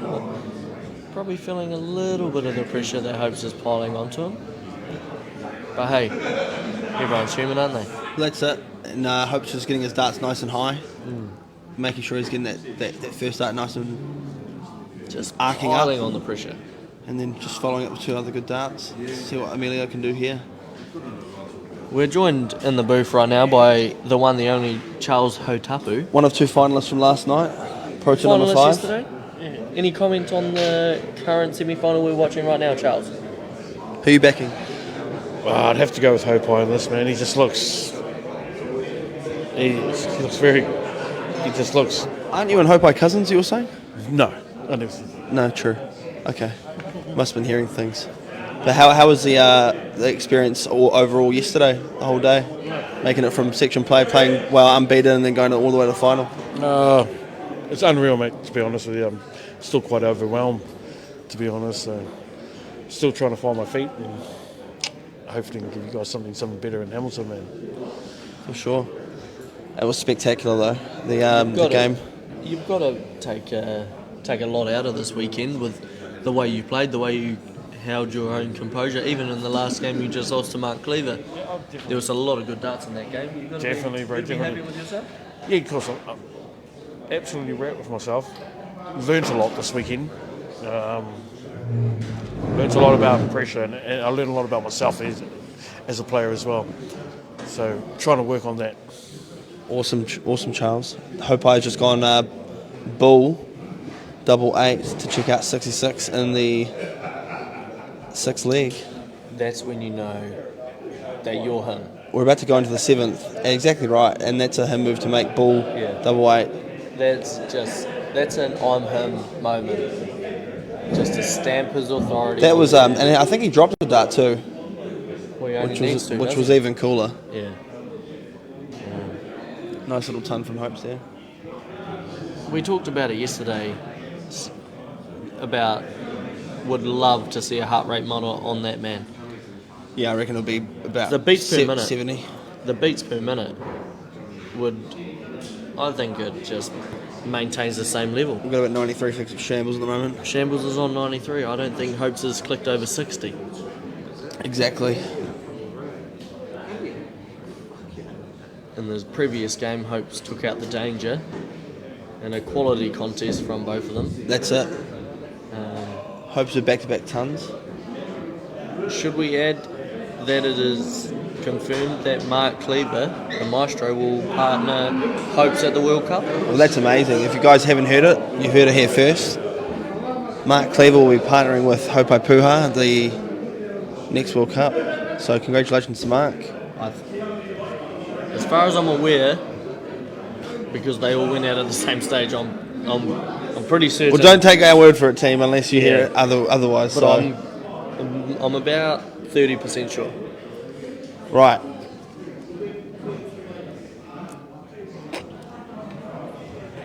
No, I'm pretty sure. That was Mark Cosy the whole time, guys, by the way. That was Charles Hotapu. That's where my information came from. Charles Hotapu. Yeah. The Big Oos has come to join us. The Big Oos. The Big Oos. The Big Oos. Any comments on the current semi-final taking place right now? Taylor Tanaki. Oh, wow. Well, the semi-final's going off at the moment. It's spectacular darts. We couldn't wish for any other 2 amazing players, Almino and Hopai, going at it. Emilio. My bad. Yeah, thank you. Just a quick question, Taylor. How does it feel to be the second best player in your family, behind your sister? Oh, it feels comfortable. Yeah, I feel humbled. Still a lot more work to do. But I was just told recently, I was talking to my dad, and he says to me, you don't need to kind of try so hard because you just started. You know, these guys have been playing for so many years. That's what he said to me. So, yeah, I'm pretty comfortable and hoping to work on, you know, further. Got a couple of more dart tournaments arranged and scheduled for this year. So I'm pretty proud. Yeah. Will there ever be a time where you and Marianne do play a mixed pairs tournament? I wouldn't say no to that. Oh, I'd love to play alongside her. She's quite a very unique and amazing player and an amazing sister. Very good. So, Very good.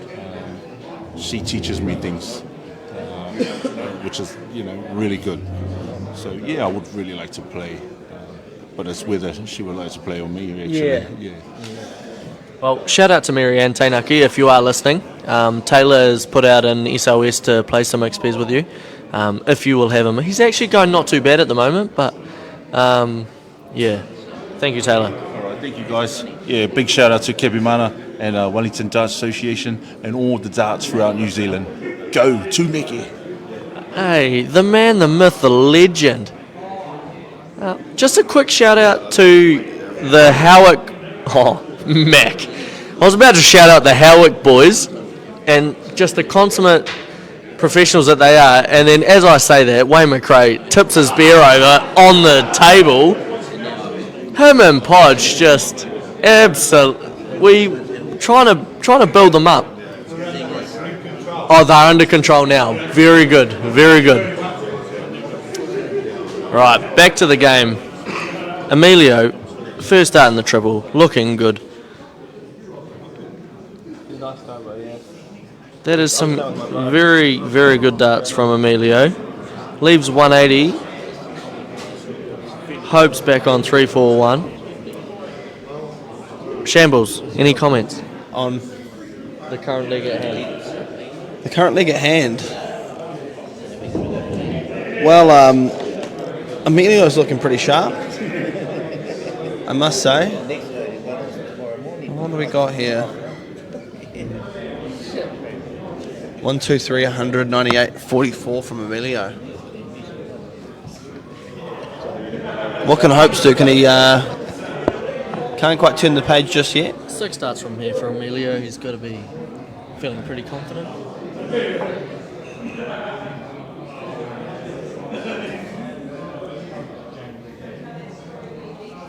$78 left. Big score from Hopes here. It's much needed.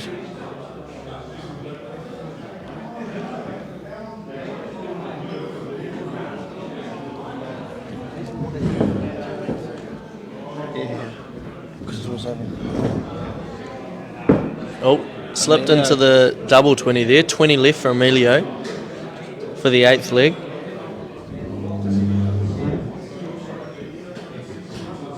Just outside. Unlucky Emilio. Hope's back on 180.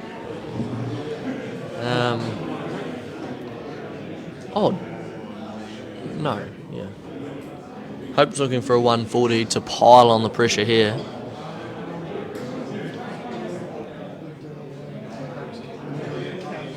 Nice easy ton. Emilio for 5-3. Just inside. Oh, hits the 5. Hopes will be coming back for 80. Yeah. Hopes for the match on 80. One dart, double 20 for the match, Hopes. Just outside. Emilio coming back for 5.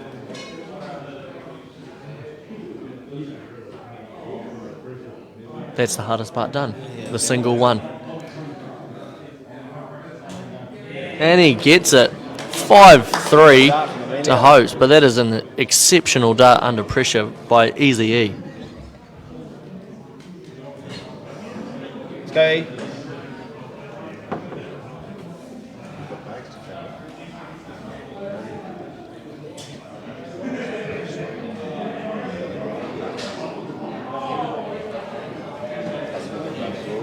solid 57. Probably not the start he wanted, but solid nonetheless. Hopes is in already. Hope straight in there. He's not leaving anything to chance after those 3 darts. A crisp 140 to start the leg. What's easy he got in the tank?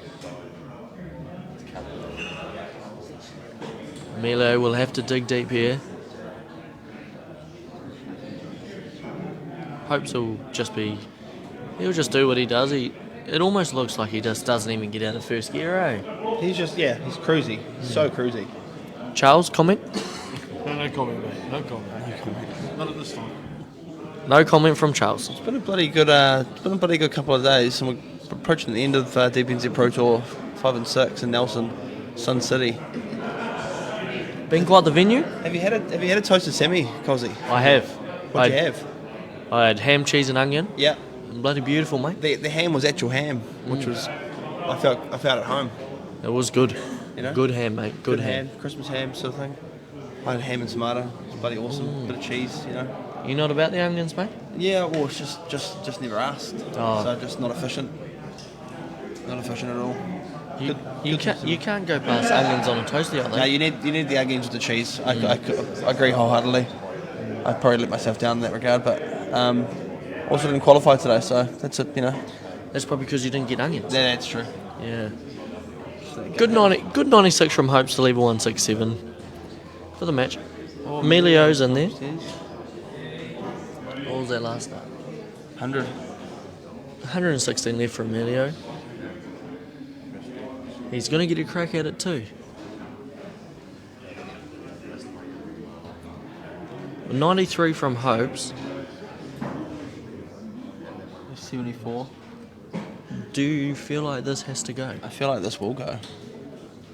I feel like he'll just place it under that triple. Place it into that triple under the dart. Oh, unlucky, he's gone above it. 78 left. No. Slipped into the 4 there. Unlucky Emilio. 74 for Hopes to close out the match. Quality contest, to be fair. He needs, that's a bit of an awkward dart there.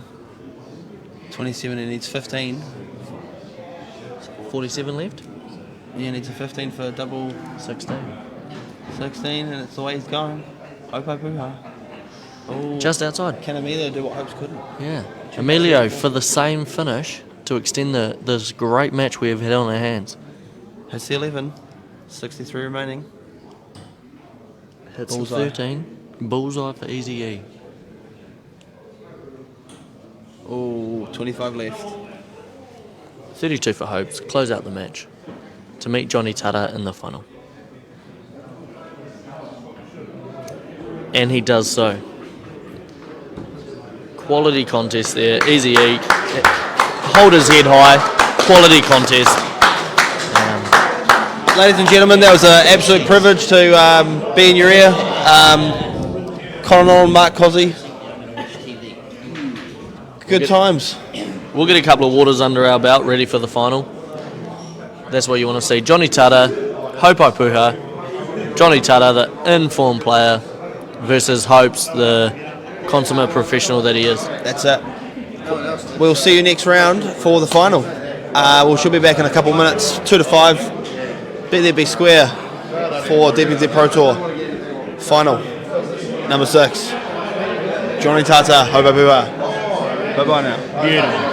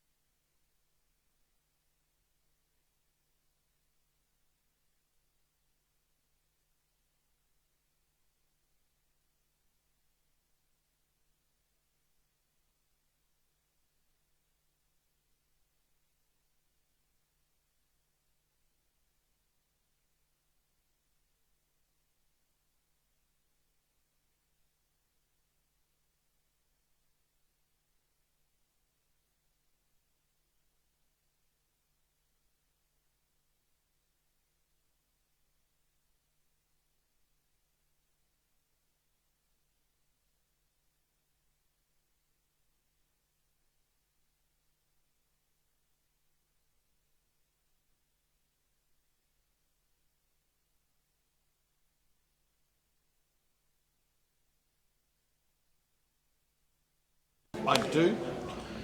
I do have a lot of. All right, we're back live. The final, Hopai Pua against Johnny Tata, two of the best New Zealand darts players, if not best players in the world. Really looking forward to this one. There's $1,000 on the line. There's points on the line for the race for the Masters Series. Ratata here, looking on proudly at his son. He's taking the world by storm.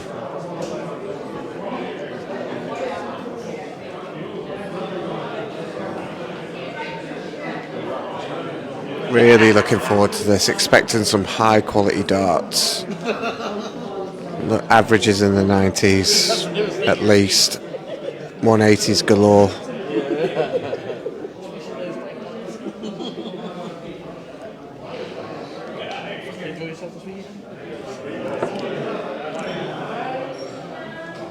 Just when it gets started. And hopefully we'll have a caller for this one. Do we have a caller? We have a chalker. Nobody wants to call games, which is unfortunate. Tough job. Very tough job. Yeah, don't think we're going to get a caller.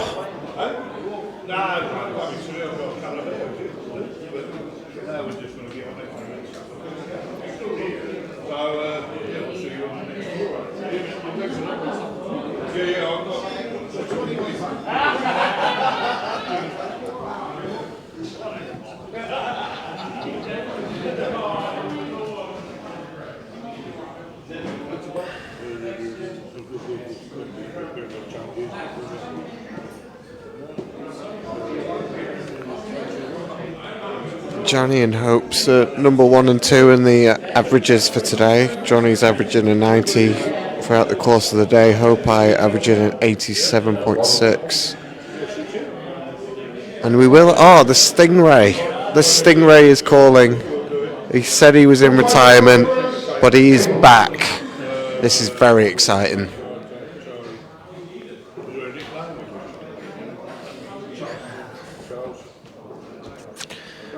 Hopai Pua will start us off with a 60.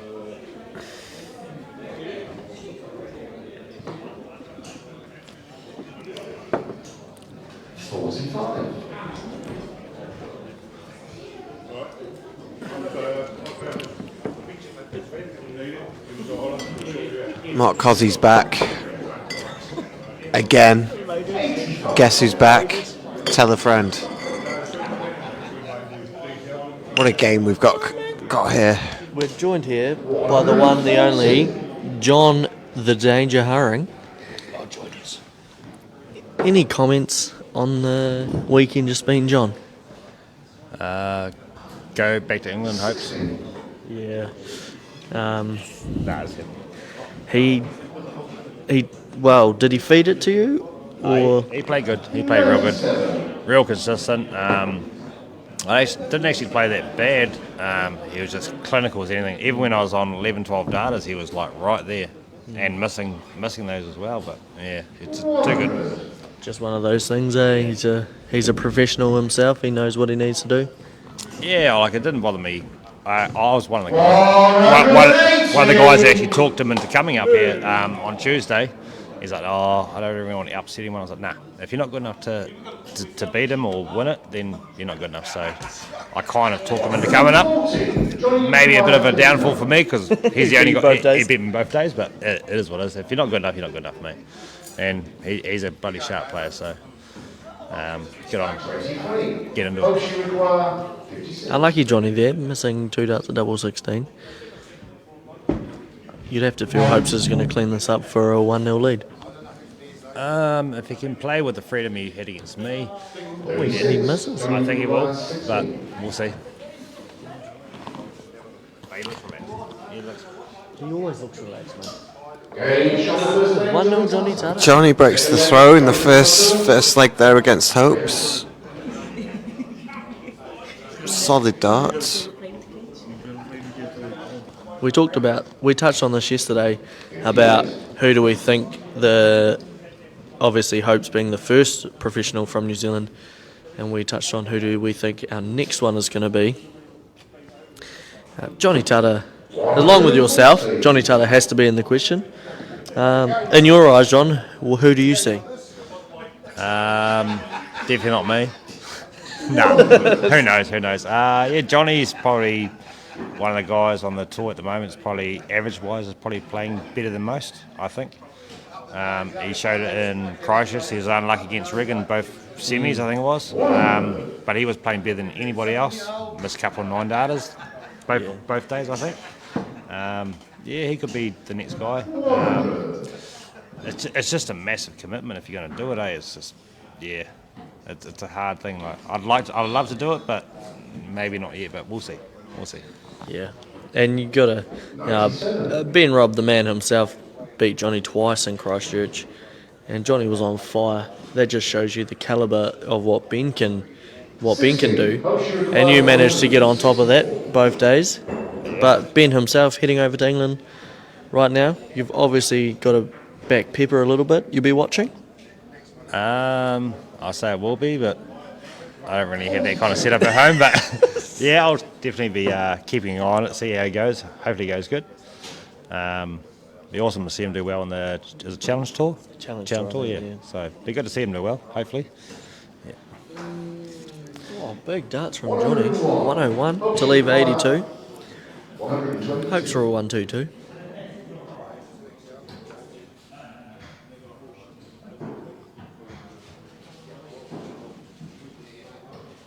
Oh, just with being from Christchurch yourself and Hopes being in Christchurch before he moved over to England to be on the PDC, the level of competition you had down there must be good for just in a whole with the Canterbury game. I think it used to be really good. I actually don't think it is now. It's definitely fallen off. A lot of our good players don't commit to a lot of stuff, myself included. But yeah, a few years ago it was probably the best level of darts in New Zealand, I reckon. But quite a few years ago now, there's Hopes, Bernie, myself, Ben, the Gardeners and whoever else. But it was really, really good. But it's pretty weak now, to be fair, I believe. But hopefully we get it back up there again. But yeah, not at the moment. Yeah, well, back to the game. Hope's looking to fire in a 180. And he does. 1-1, quality contest on our hands. Shout out to Stingray, Stu Irwin, for doing the calling. Nah, don't shout out. Oh, no, don't shout out. No. Not after what he said about me not being able to read yesterday. It's pretty. It wasn't very nice. No, the banter, the burn was real yesterday. He was burning me, eh? Yeah. I couldn't do anything. You need to burn him back, Cozzy. Yeah. I'm just not that Easier kind of said than done. I'm about being nice to people, eh? Big 180 from Johnny. Beautiful darts from Johnny.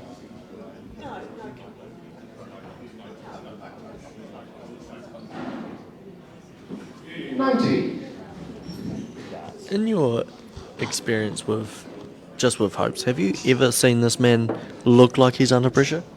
Nah, yeah, he'll never show it. He may be at times, but nah. Visually, nah. He looks like he's casual as every time. Do you think his heartbeat gets above 70, or is it barely beating? Yeah, I don't think it moves at all. He's a casual dude, and yeah. Oh, slips into the 333 for Johnny. Big dart incoming. 86. Hopes you require 33. You'd have to feel confident that Hopes is going to wrap this up. Johnny's handy though. Just inside for Hopes.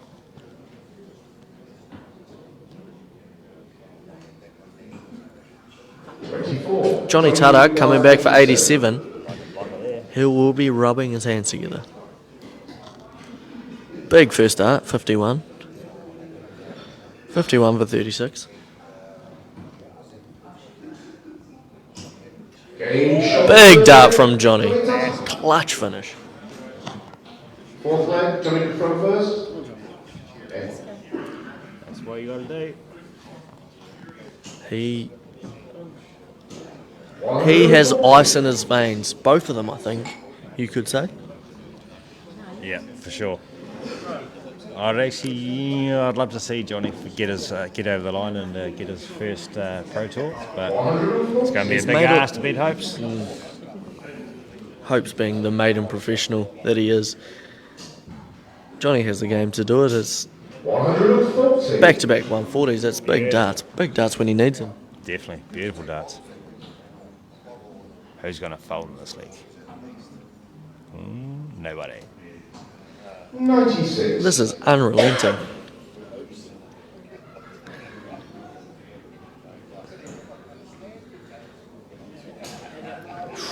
Slips into the 5 for Johnny.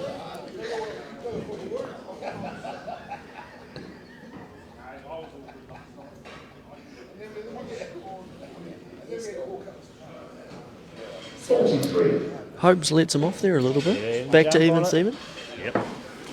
Should be Johnny's league if he sets it up good.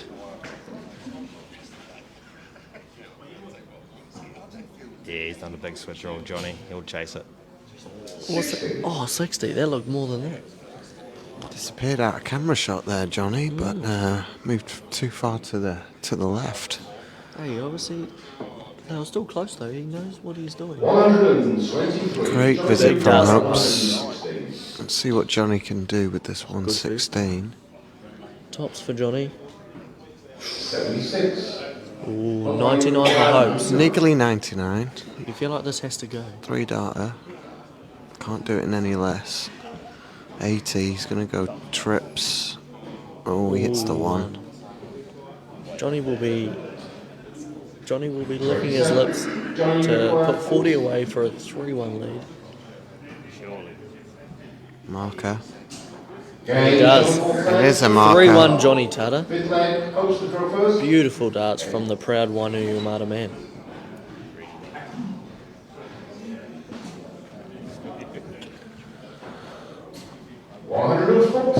Good start from Hopes in this fifth leg of the game.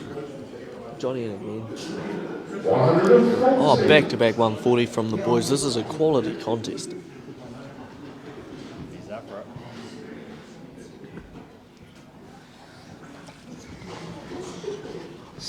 Just going on personal experiences, John, when you say you're in Johnny Tata's boots and you've got a 3-1 lead, you're playing well.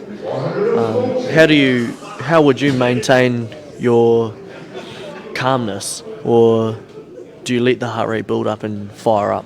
Oh, you'd hope like crazy that the heart rate doesn't build up and you just keep calm and just keep applying the pressure, just attack the darts, score big and put the pressure on them, mate, and put the old doubles away, mate. That's all you got to do. Big 180 from Johnny to leave 41. Beautiful darts. That man is in control.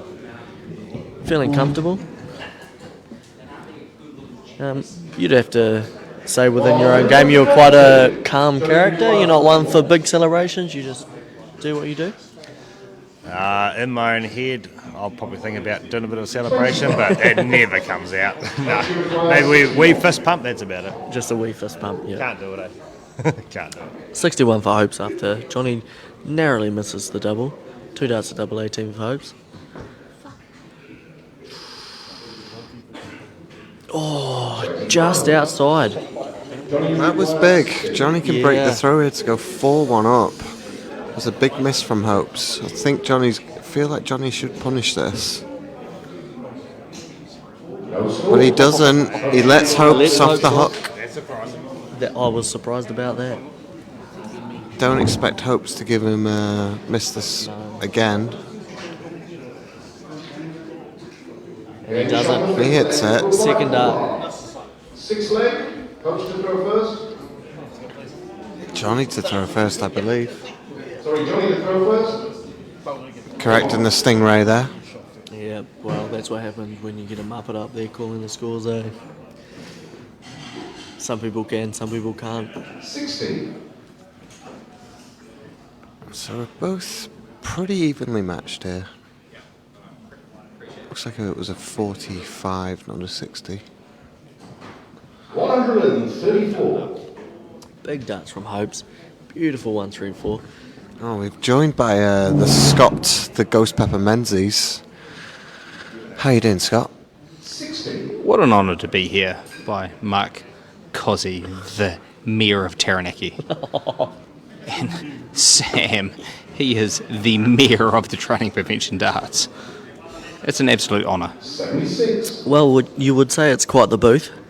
We're also joined by Ra Tata, but he doesn't want to comment at this time. He's almost too famous. Too famous, you would say?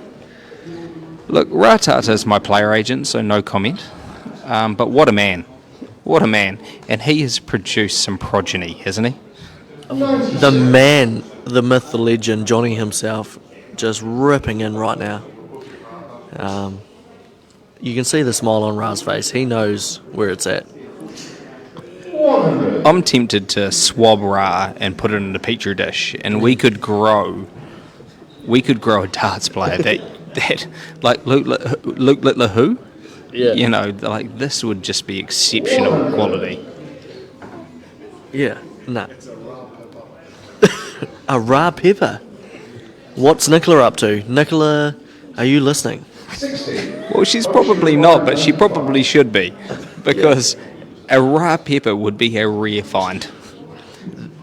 That would be something major sponsors would get around. I don't collect Pokemon, but a Ra Pepper, I mean, that's probably a $5 million card. You require 136. Right. As we get back to the game. Got off on a little tangent there, but we're back to the darts. Hopes for double four. Game shot. It's it. 3 apiece. 3 apiece. And he breaks the Johnny Tata throw. First to 7. Still a lot of legs to be played. Lot of game left. You know, I've got a swap. 96. Scott Menzies, he's on a tangent. Someone needs to settle this. Some might say he's lowering the tone. Some might say he's raising the tone. Nicola Menzies, can you please get online and sort him out? We're all having a good time here. This is all part of the fun, the banter of the darts. We have a laugh. We don't take it too seriously. Clearly, Scott Menzies doesn't take it too seriously. No. 93. Big dart from Johnny. Good catch on the 93. Yeah, very evenly poised here. We've got 3 apiece, both averaging 85, 86. Mid-80s, quality game. Hopes fires in a 140. Big darts from Johnny, just set it up. Here we're looking at 6 from here.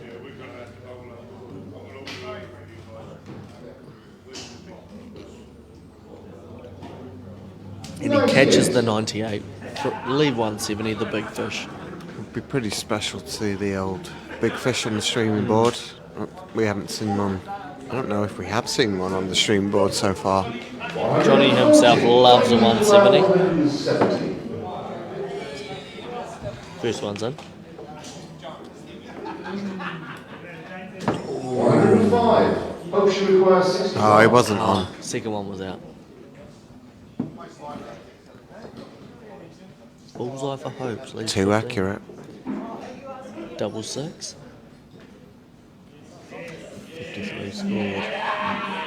Oh, goes inside. You require 65. Johnny may Johnny go has the the same route. finish. Imagine he's going for that 25. Oh no, he goes for the triple 11 for double 16. Just inside. Hopes you require 6. Could be a big point in the match there. He had a good opportunity to break Hopes and he didn't do it. The teabag for Hopes, as it's well known. He splits it. Johnny require 60. He splits it and he doesn't get it. Johnny will be hoping he gets in this one. 8. 12. Doesn't use the Will that be a marker. costly miss in the match?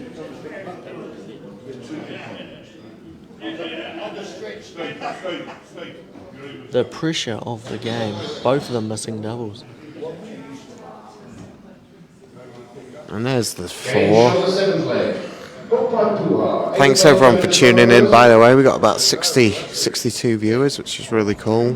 Just tuning into the stream to see 2 of New Zealand's best battle it out for this DPNZ Pro Tour number 6. Big start from Johnny. 4-3 down. He will be looking deep into his bag of tricks to pull this. Well, he's not even far back, but he'll be looking to pull this league back into his favour. He's on the right track.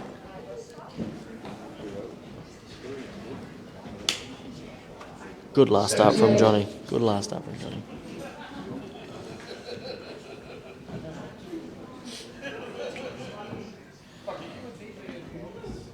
Hopai looking to put a bit of pressure on the Johnny Tata throw. If he can break here, then he's well on his way, but easier said than done when Johnny Tata's hitting 180s for fun. Huge 180 for Johnny Tata. Here we go. And we've got the Conman's back. the shambles back. He comes and goes as he pleases. I'm just doing some TMO work up in the. He's in the booth. Up in the booth, so. He was hydrating himself with a couple of waters. Johnny takes out the 4 piece. Takes out the 8th leg. What a final we have on our hands, ladies and gentlemen. Up the Tata.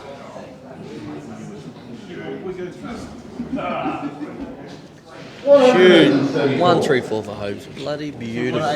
The local legend, Honui Hira, is departing. He's leaving the building. So 84 plays 88. Top quality darts from both of these guys. They're both pushing each other the whole way.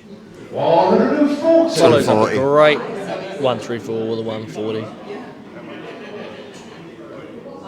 Look how lazy Johnny is. 140 from Johnny. Beautiful darts, mate. Beautiful darts. The averages are creeping up in this game as well. Johnny's now hit the 90. Hope's not far back on an 85. 91. 136 after 9 for Hope. Johnny's just finding that triple again. Is Johnny going to leave 81 after 9? And he does. 81 after 9 for Johnny. 136. Ooh, we're going to see a 12 data from Hopes. Can't get it. 96. Good set Johnny though. require 81. 40 after 12. Johnny looking for an 11. Bang.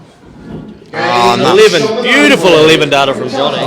Fantastic 11 data from Johnny Tata. Tata Love that 11 to data. break the Hopai throw. Johnny to throw first. The mare. Super darts from Johnny. 140. Big 140 from Johnny. He knows what he needs to do. He's not slowing down in this this match now. He's ramping it up. His average has gone to 93. Very quality contest between the two. 93 average from Johnny. And a crisp 87 from Hopes. Quality contest. 134. No, the averages, mate. 109. He's averaging 134. Good Mate, couple you're of shambles. couple of triple 18 catches from Johnny there. These two can't miss. 100. Can't miss.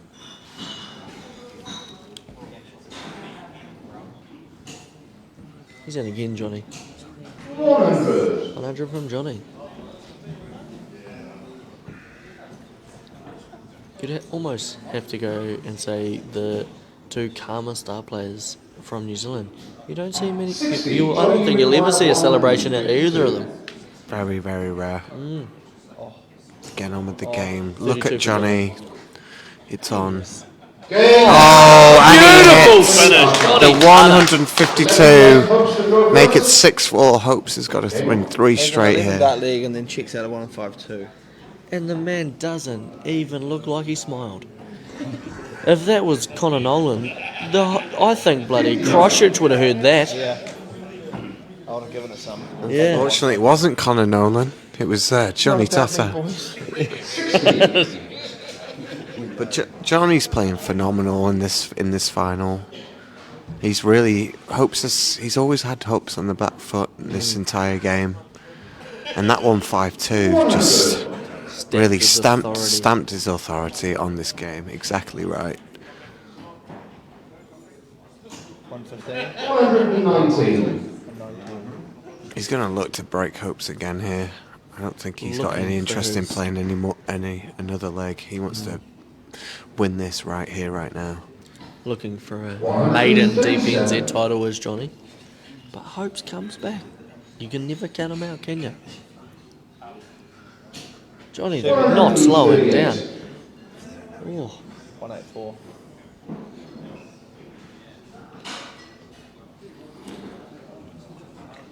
What can Hopes do here? 96. He'll put a little dent in it, but Johnny with a 2-ton visit could, 2-triple visit could do some damage, and it looks on. 168 to leave, 16. Fantastic darts. You All feel the pressure in the has world. to go for Hopes. 89. Oh, No. Johnny's going to get a shot for the championship. 57. Johnny, you require 16. 16. Johnny Tata for DPNZ Pro Tour number 6. And he hits it. And that is the win for Johnny Tata. 7-4 over Hope Ipua, averaging a 96. Fantastic. And we're going to get a word with Johnny and potentially Mark Cleaver. Alrighty, just on our way. I know Johnny needs to catch a quick flight. 95 and 86. Alright. 2 seconds. We'll catch Johnny in 2 seconds. What we might do.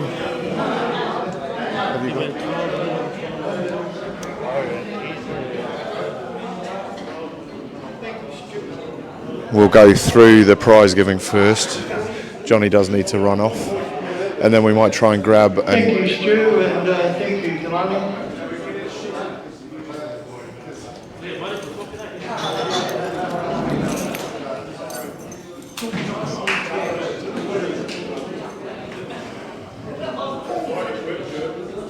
Okay, we'll get on with the presentation. Just give them a couple of minutes to get a bit of a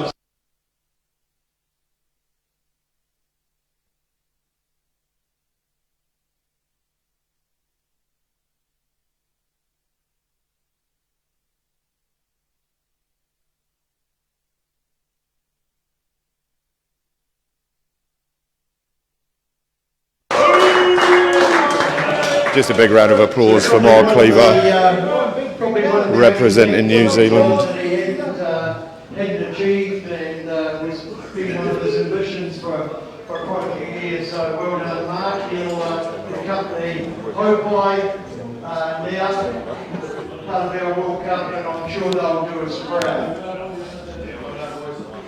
Well, what a final! The scoring there was incredible. Both players amazing darts. Just hearing from Wayne McBeath now. I know Johnny's got to head away. I think they're probably holding the plane up for him. Your runner-up today, and well done, Hopes.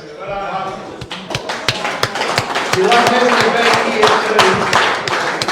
too. It is great to have Hope Ipua back on New Zealand soil. True New Zealand legend. He has genuinely paved the way for everybody, shown how it's done to be a professional, and now give it up for Johnny Tata, winner of another Pro Tour. I think Johnny's back to his best too. We would all agree with that. Johnny is definitely back to his best. So we'll just let the prize giving get out the way, and then we will get into a couple of quick interviews with the players. Just let them get a photo. Thanks to the Sun City Darts, you've done a magnificent job again, An outstanding guys. performance from Sun City Darts. We'll just grab Johnny really quickly. You do the job and you get done well.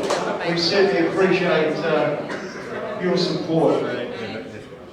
And, All right, so we'll just grab a quick interview because you've got to go and catch a flight. Talk us through today, bro. How were you? You were solid all day. I felt good, like yesterday was a bit of a downfall going out so early, but today I just came back with the mindset of, we'll just go and have some fun, play some darts and to see what happens, do some upsets, and I really enjoyed today, so And good to get one over the New Zealand professional as well, teach them what it's like back on home soil. Yeah, we've got a little bit of a rivalry every now and then, the very first Pro Tour I made, it was the last Pro Tour I made final, sorry. He smashed me, and they absolutely smashed me. So this is my only second Pro Tour final. Managed to get a win against him. I'm happy as. So Outstanding, bro. Well, I'll let you go and get your flight, but well played, super darts today. 20 vital points. We had dreams to try and achieve,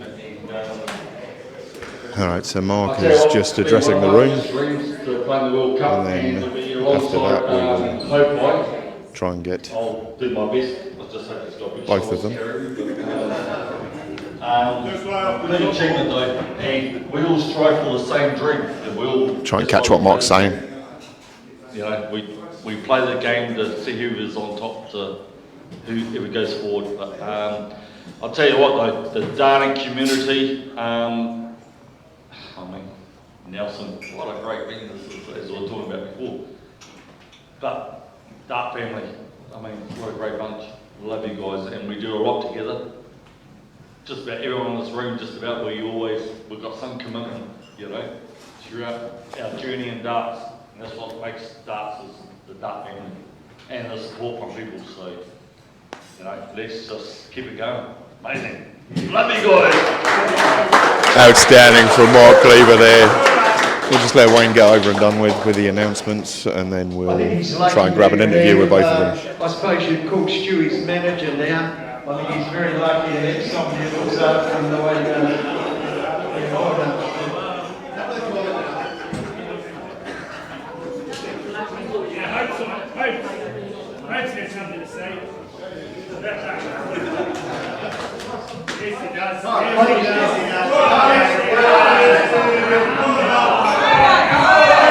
The people want to hear from Hopes. The people want to hear from Hopes.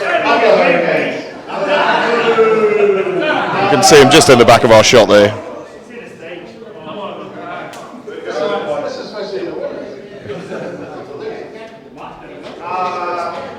Thanks to everyone coming. Thanks to our staff, the caterers. Thanks to whatever. Call us whatever you want, mate. I don't know if I was allowed to be on the screen, but I'll worry about that later. Well done, everyone over there. Congratulations to Johnny and also Jack.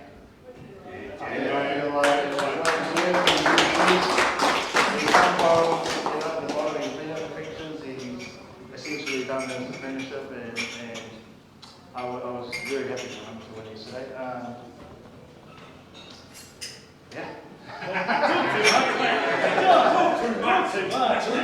Thanks everyone for a good couple of days. Safe travels home.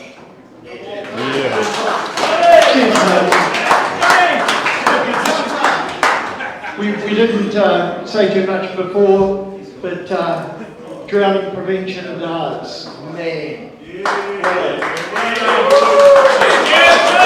Just getting a shout out for drowning prevention. Aren't we so lucky? Getting our live streams and everything now. We talk about playing on stage and everything, but if we can't do that, this is the next best thing. Getting the interviews and all after games and giving people profiles and everything, I think it's amazing.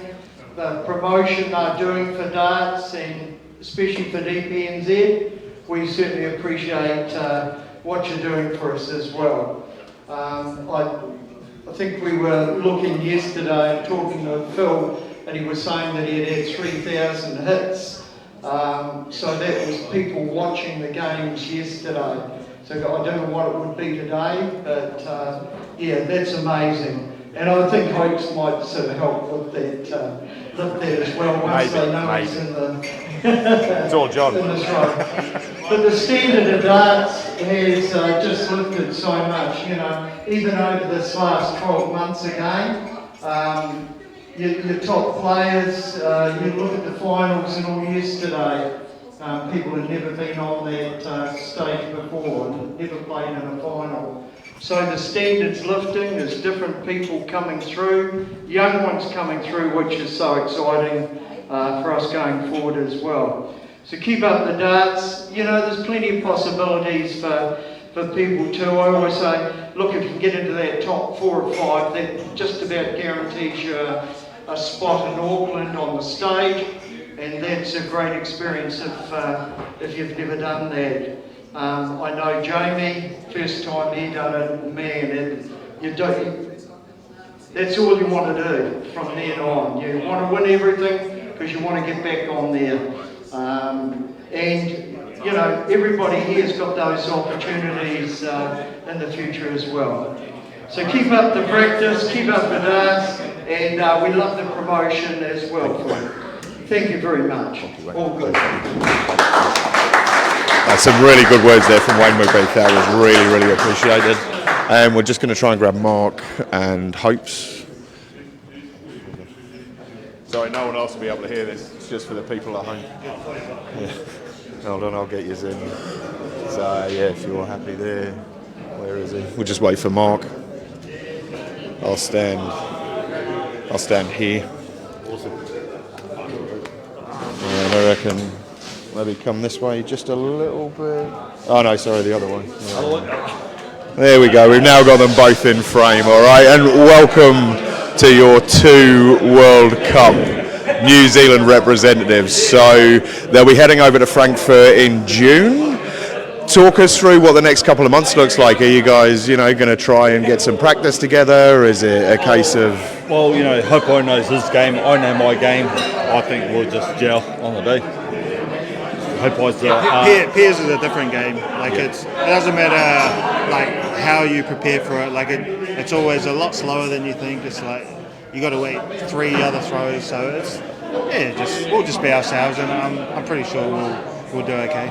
And obviously for you, Hopes, different partner this year. Like you've been with Ben Robb for what, the last 3 years, I think? Oh, was it? Oh, yeah. So new partner this year.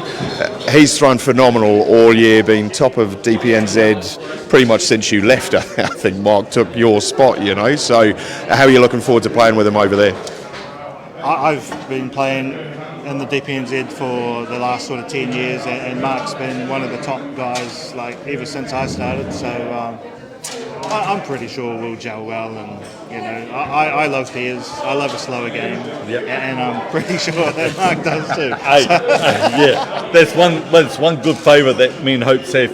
We can slow those opponents down, so we'll just play our game. And I mean, I don't want to let Hopes down. I'll do my best to do what I do. Hopes is Hopes. He plays with me. He will do what he does.